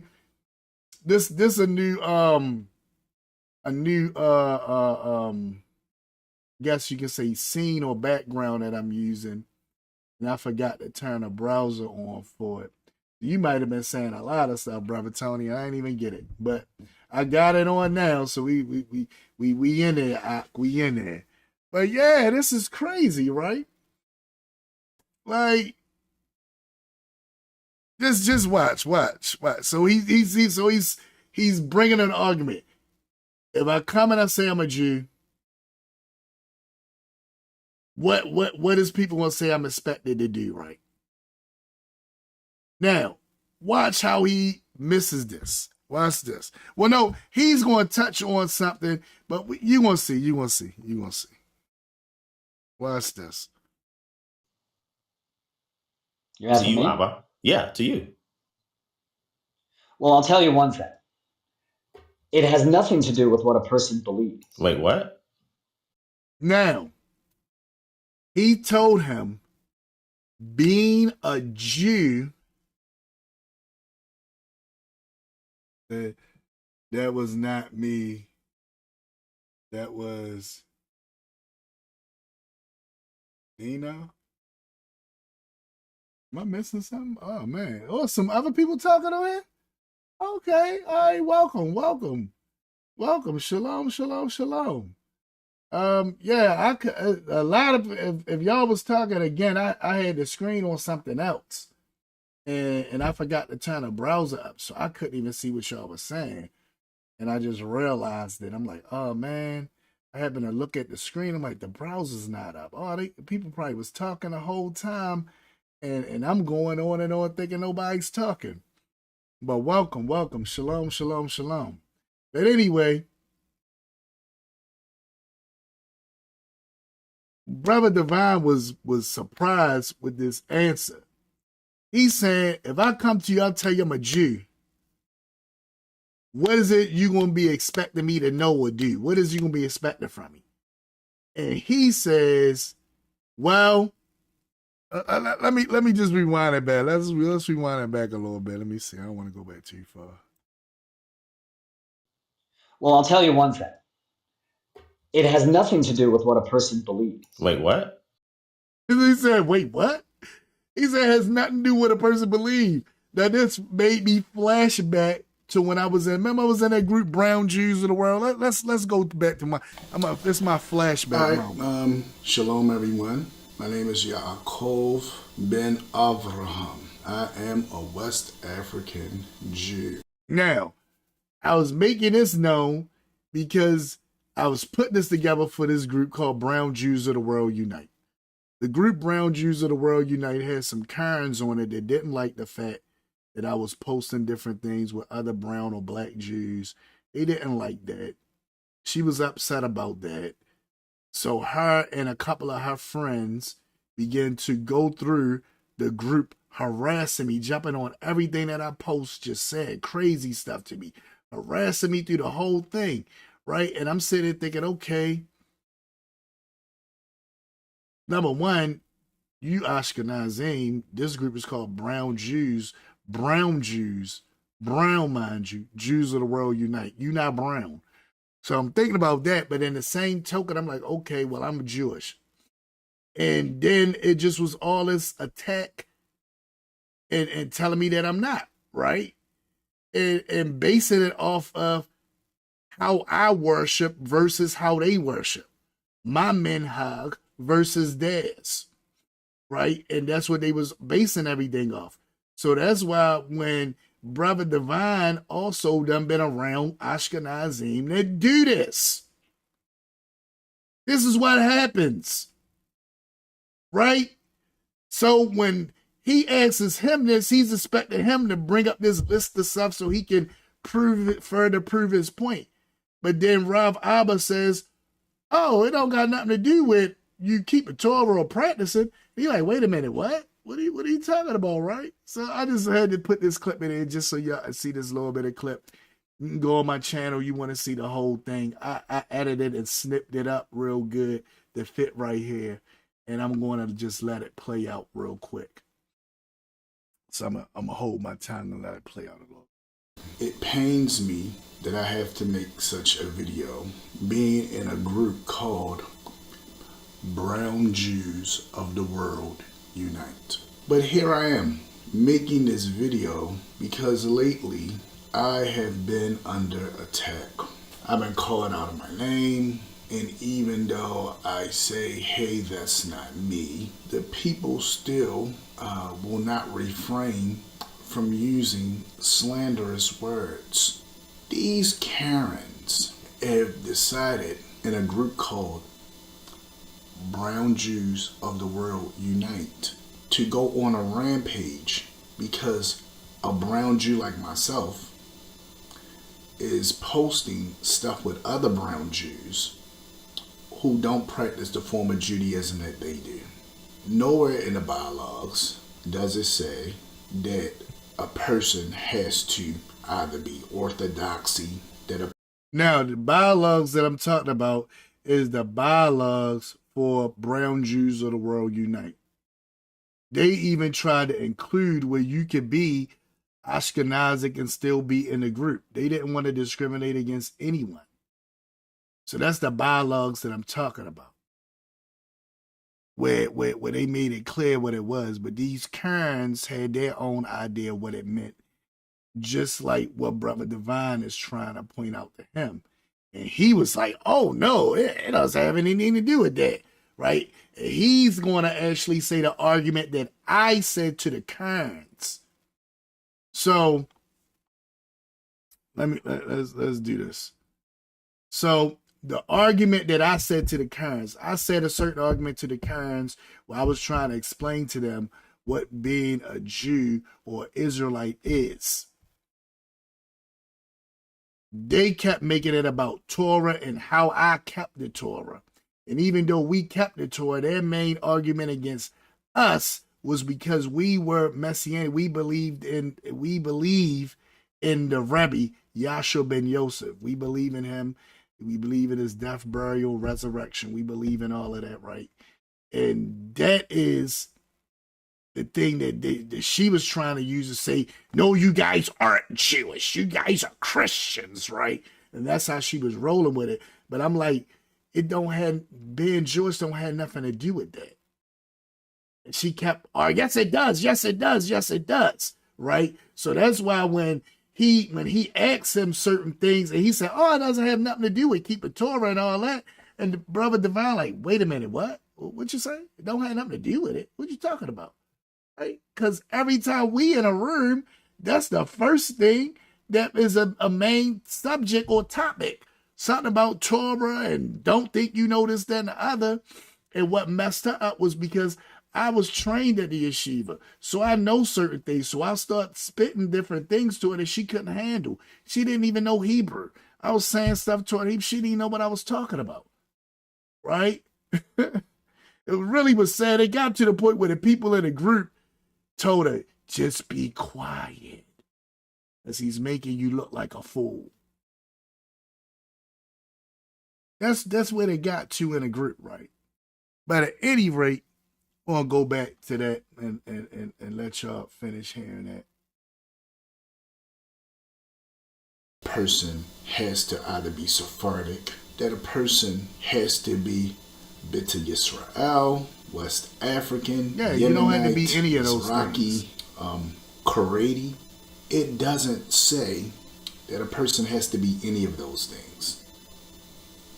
All you have to do is be a brown Jew. That's all you have to do to be in a group. The problem comes with people not understanding what makes someone a Jew. It's not the strand of Judaism that you practice. I could be Chassidut, I could be Reform, Conservative, Orthodox, Sephardic, Ashkenazic. It doesn't matter as long as you are a Jew. That's what this group says, right? But because our form of Judaism is not what they want to consider to be a recognized form of Judaism, I've been under attack. And also because we black. That was the main thing too. Because before I posted this Kane, which is a dark-skinned elder within our community, before I posted him on there with the tallit on and speaking in Hebrew and all that kind of stuff, when they just seen me, nobody really had nothing to say. As soon as I posted him, and he's way darker than me, then it became a big issue. What's going on here and this, then the other. But before that, it wasn't nothing. So not only is it a messianic aspect, but it's also because we black. And I said, the problem is, apparently these Karens don't know what it is that makes one Jewish. So I said, well, maybe me being a brown Jew isn't enough for these non-brown Jewish women to understand where I'm coming from. So I said, I'm going to ask a rabbi to explain what being Jewish is. So we're going to ask Rabbi Daniel Levin, what does it mean to be Jewish? How is one determined to be Jewish? Is it through the mother? I thought it was through the mother. I thought if you was born of a Jewish mother, that makes you Jewish. Now, this is the aspect of, from their understanding, and even from how I look at it, this is the aspect of what makes one a Jew or makes one a Hebrew.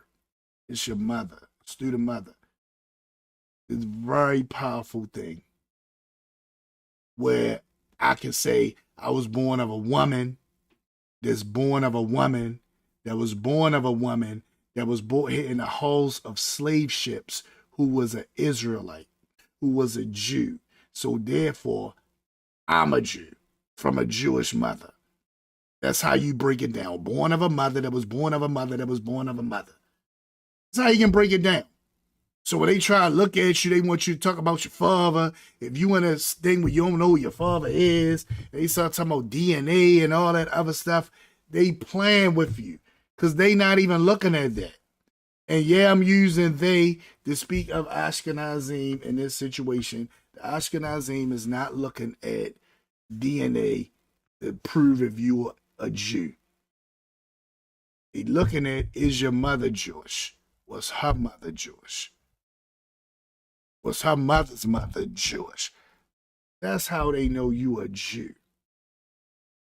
It has nothing to do with this aspect of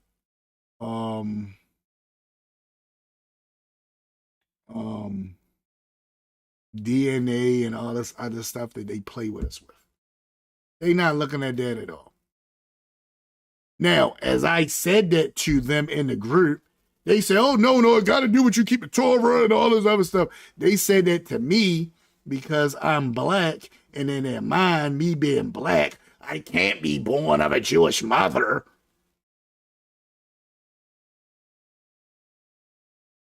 That's where they coming at with that. But then once I break it down and show, then it's not all about that. It's about the religious part.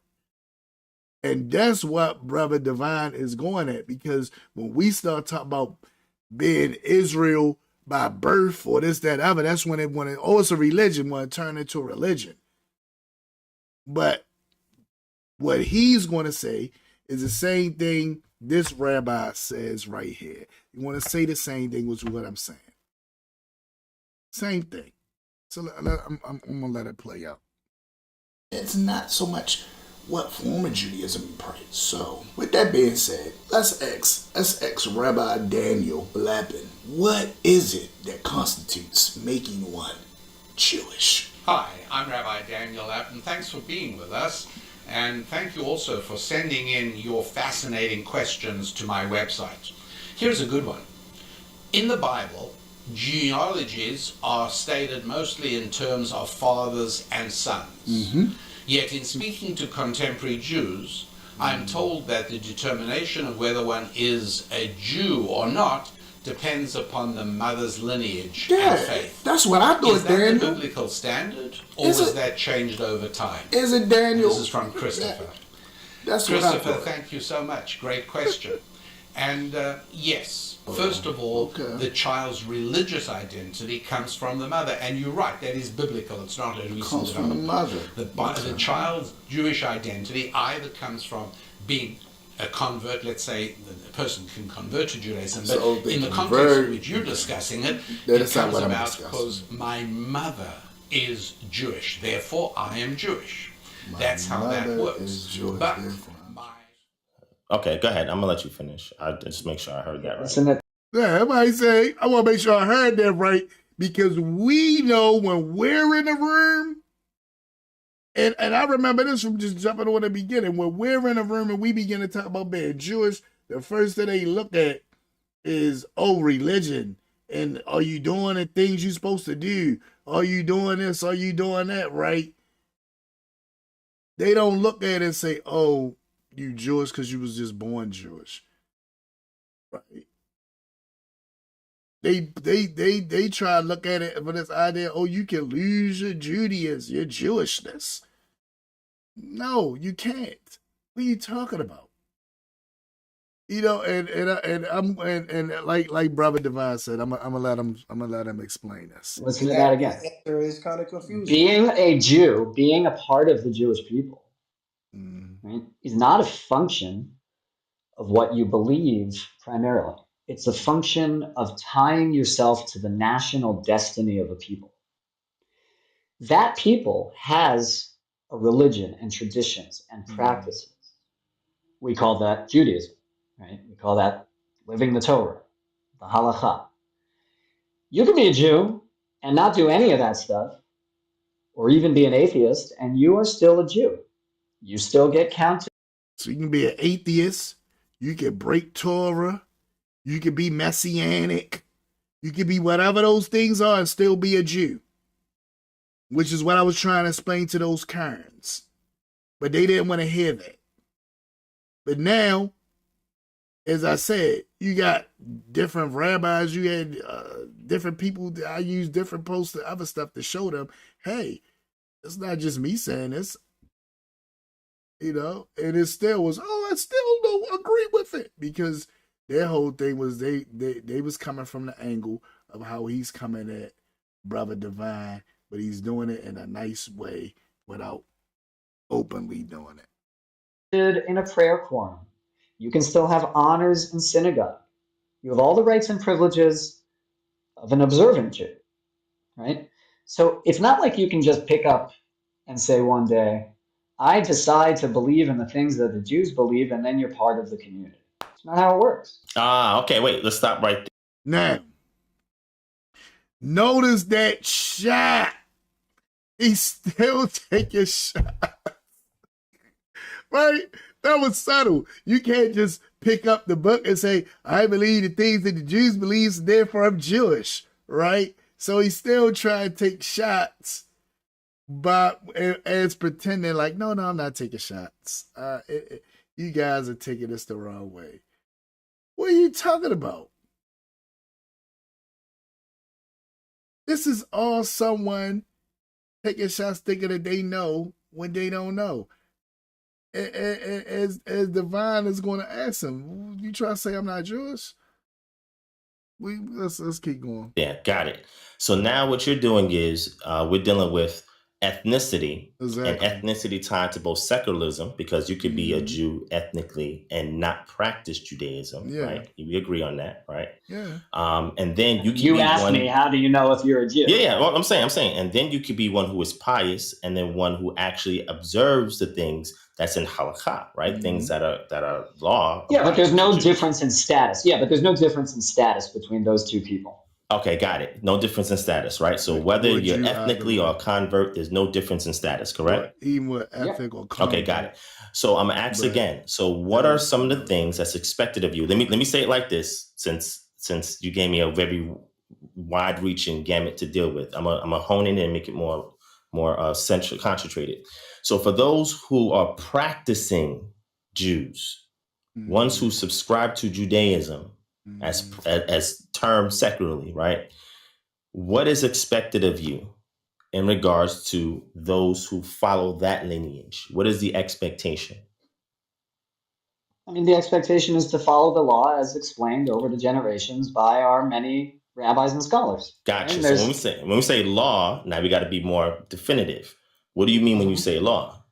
You're not referring to the written Torah. You mean what I mean is what I mean is the entire system of interpretation that is composed and as out of a relationship between the written Torah there and the you oral go. Why don't you just say that, which is how we... Wait, excuse me. Hang on a second. Wait a second. You think you've scored a point? No, it's not a point. I just wanted you to say that so we can move forward. That's all, bro. Yeah, see, he's trying to figure out what is he's getting out of this. Instead of just answering the question, what is he trying to get out of this? Oh, you just thought you score a point right there. You didn't score a point. You didn't score that. And both of them was like, it's not about scoring points. Like, we talking. Where are you getting all scoring points from? And maybe he talked to some wrong people, and that's why he thinking, I don't understand what is he. Anyway. Not about that. It's not about scoring. No, but you understand. But then you're going to go back, right? Here's where that goes next. You're going to say, oh, there's two different Torahs. And I'm going to say again, yeah, but it was given at the same time at Mount Sinai. And then we're back to the beginning again. And then it's just a question of, do you accept that authority or not? That's fine. Don't accept it.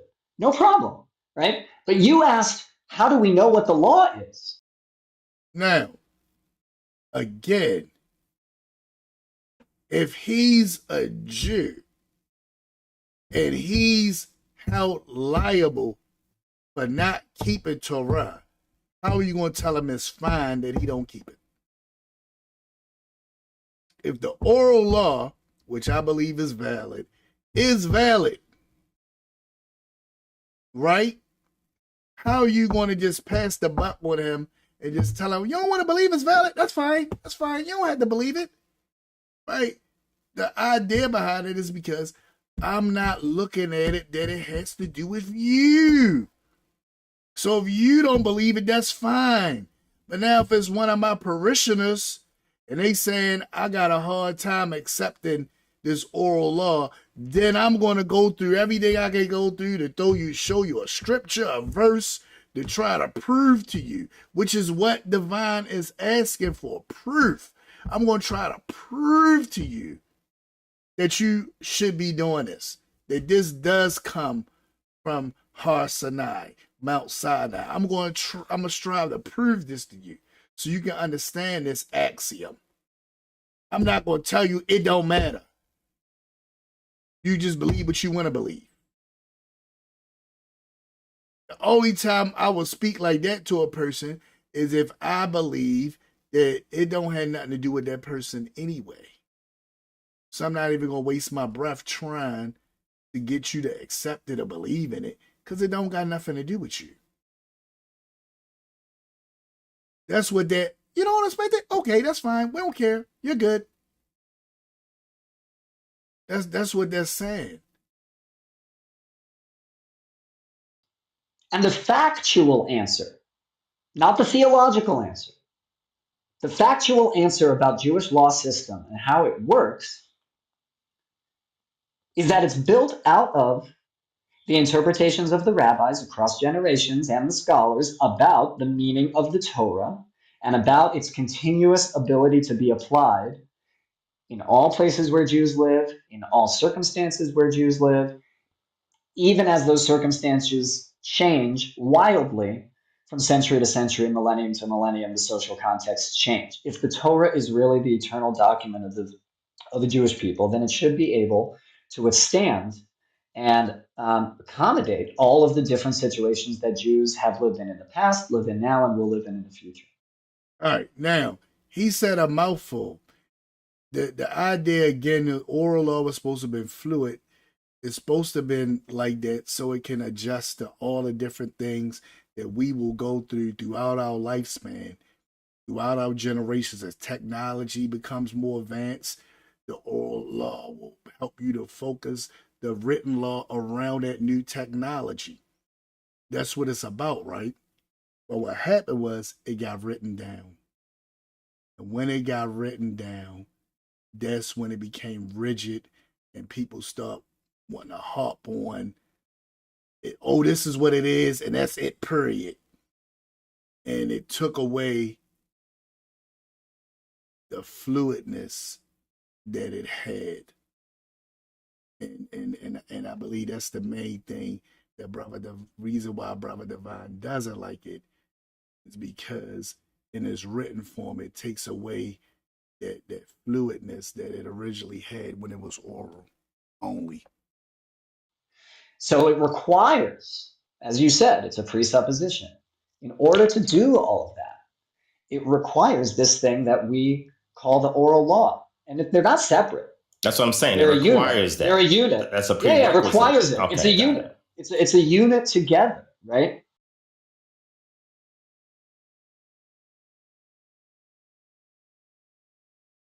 This is a very helpful point on the oral law's impact. Yeah, exactly. Like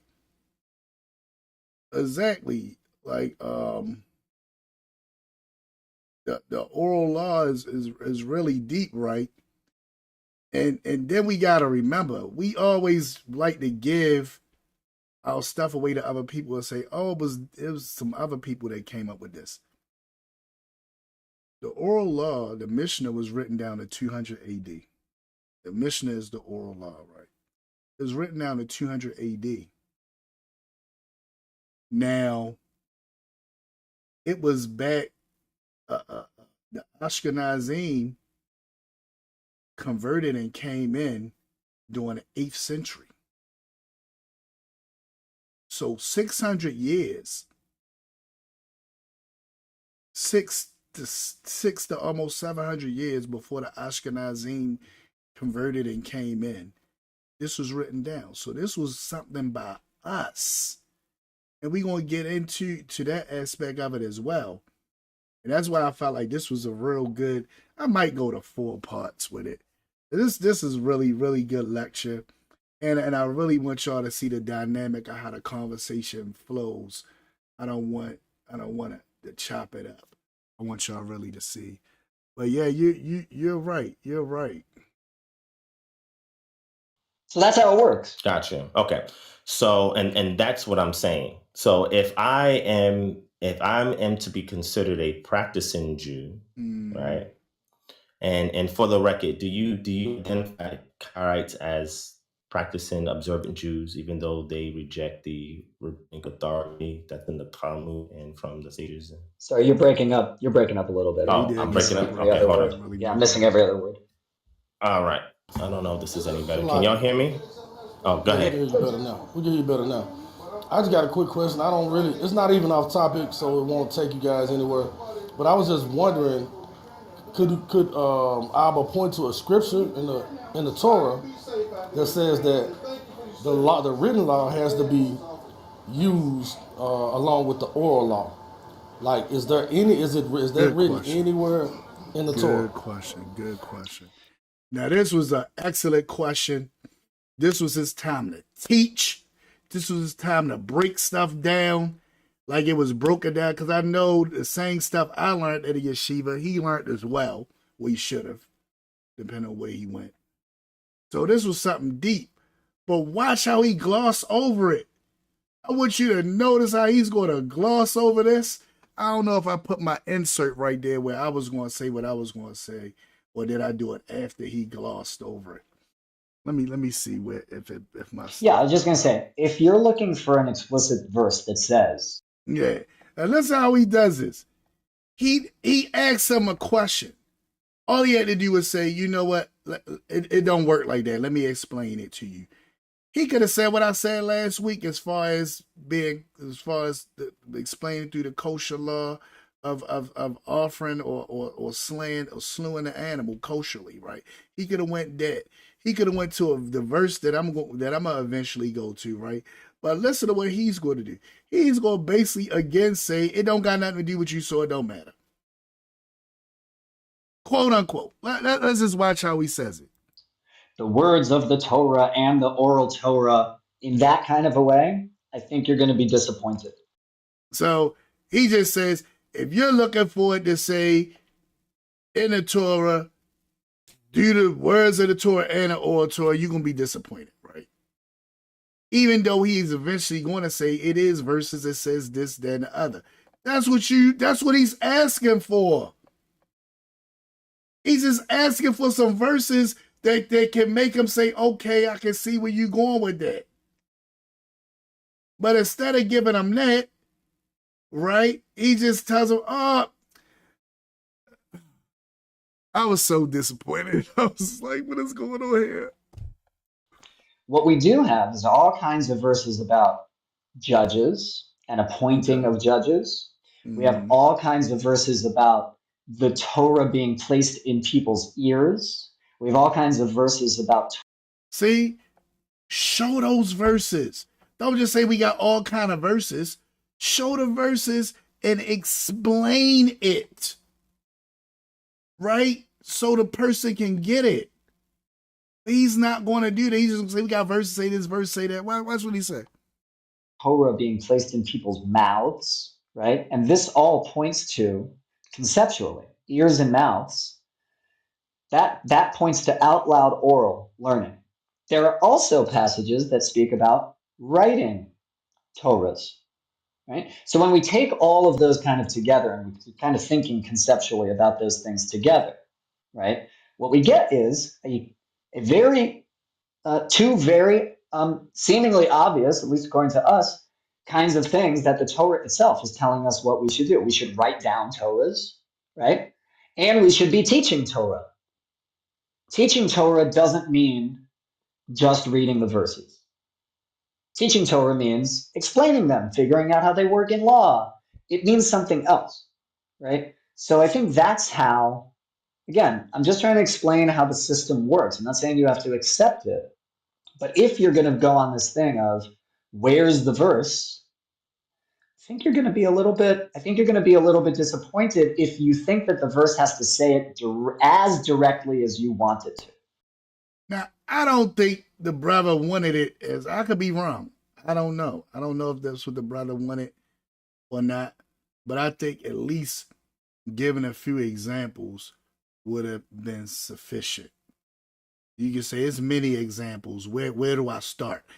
Turn a verse such and such. See right here where it says he's put the Torah in his ear.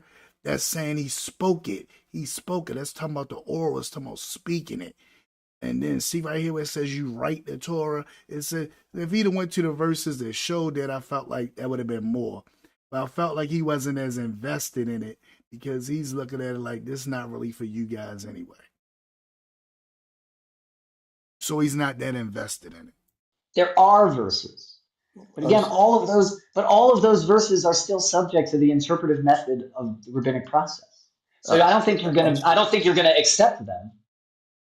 All right, now I'm gonna close out on this one because I'm past the time now. I'm 5 minutes past the time that I wanted to be on here, so I'm gonna go in on this verse.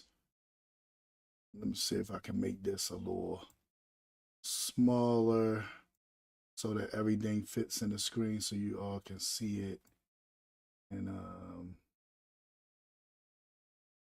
want all y'all to be able to see this. All right. There we go. All right. Yeah, I want you all to be able to see this. Okay.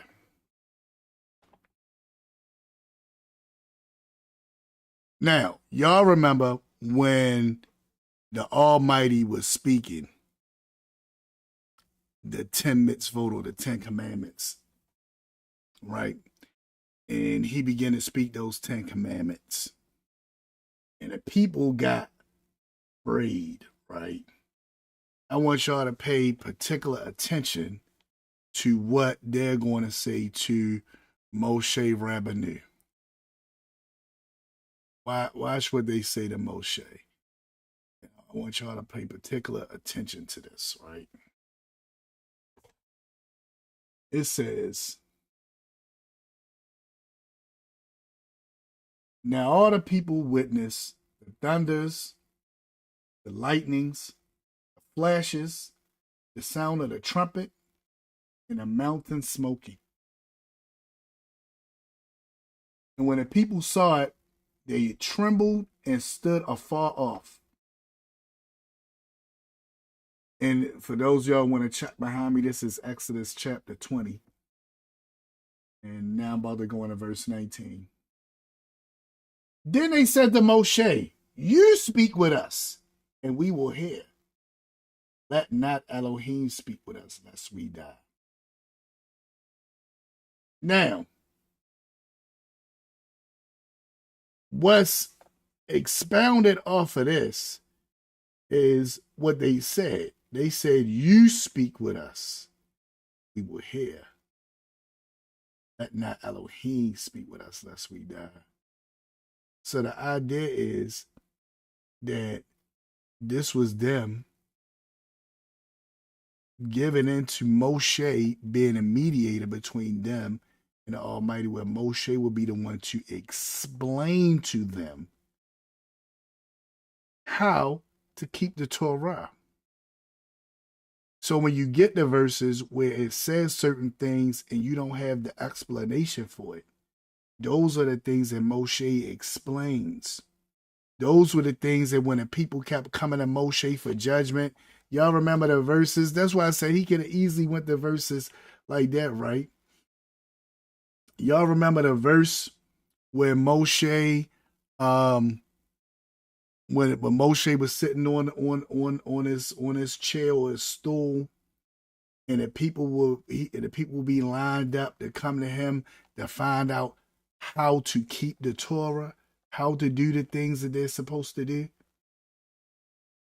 So even though it was written, they still came to find out how to do it. He had to explain to them. So I got other verses as well that we're going to get into, but that just was one that could have touched on that issue and could have really broke some stuff down, right? And you know, and we're going to see, because remember, Moshe goes up there on a mountain, and the Almighty is explaining a lot of things to him. When Moshe comes back down, he begins to try to let the people know certain things that they can and can't do, but then he has to be able to rule or tell them how to go about doing it. The how to go about doing it is the oral law. It's the explanation of how to keep the written law. And again, according to how the dynamics change in life, and your life is as technology and other stuff become more advanced and you begin to do different things, that oral explanation also will alter or change. But the problem was it was written down. It was never supposed to be written down. But this is something that was done because our ancestors of old feared that we would lose everything. They didn't want us to lose knowledge of how to keep the Torah. So he said, we can't lose this knowledge how to keep the Torah. We got to write it down. So they wrote it down.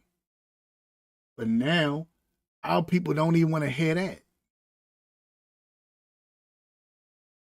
We give credit to everybody else instead of saying, oh, they wrote this down for us. We give credit to everybody else. But I thank y'all for being here. I think I'm going to have to, I'm at the home, I'm going to have to break down that breaking news a little more. I think I'm giving up too much stuff with the breaking news. And by the time we get to the part that all y'all came in for, it'd be like time seemed like it just disappeared. So yes, I appreciate all y'all for being on. Please like, share, subscribe, get the word out. You know, if you people got comments and stuff, I'm gonna begin to touch on the comments and stuff that people have. I'm beginning to touch. I was supposed to do that tonight, but I didn't have that put together so I can do that. I was supposed to, because there was several comments that was made by different people. And I said, oh man, I want to address that, at least show everybody love. And I try to thank everybody for watching and all of that, because, you know, I'm about building up Torah. I truly believe that if we want to get back, if we gonna bring about this redemption, if we gonna bring about the coming of the Mashiach, right? We gotta be about doing our Father's business. We gotta be about Torah. So I'm just trying to just build Torah back up. You got the world around us trying to tear Torah down, right? I'm just trying to build Torah back up. I'm trying to, I'm gonna take a page from Trump book. I know some of y'all ain't gonna like that. I'm gonna take a page from Trump book. Instead of make America great again, make Torah great again, right? Well, I can't even say again. Make Torah a part of our lives again. You know, expound on it, build on it. That's what it's all about. Because this world, and as we see it, things around us is really trying to stop that from happening. So again, thank all y'all for tuning in. Yeah, my name is Rosh Ya'acob ben Avraham. I'm Rabbi Gethsemane Spiritual Temple Congregation. At our congregation, we focus on Torah, which is a main staple of everything. It's all about Torah and knowledge and understanding.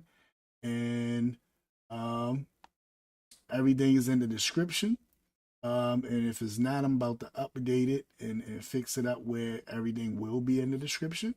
So all you have to do is just go down, and you can click on some links and you can see all the different stuff. It's for the knowledge, bro. So hard on yourself. Your creativity is awesome. I need your software. You're great too. Torah Rabbi, key. Yeah, I keep trying to come up with more and more stuff and say like I'm doing too much. I think, yeah. But I appreciate you. Appreciate you. And I made these letters too small on the name. You see, I got these glasses on. I still can't see. But I believe is Nikki. I want to say Nikki. So I appreciate you too. I hope I'm pronouncing your name right. I appreciate you too, Nikki, for coming on and being a part of the show as well. I love when people get involved with the show, and I love having the comments on and being able to interact with people. That makes the show even better. So I appreciate you too. All right, shalom, Aki. I know we gotta get up in the AM, get ready for the shakarit, the morning prayer in the morning. So with that being said and done, everybody, hey, shalom, Nikki, shalom. Appreciate you too.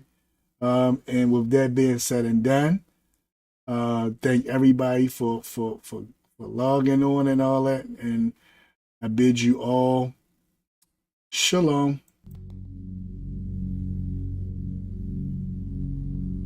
Shema Israel, Adonai, Elohim.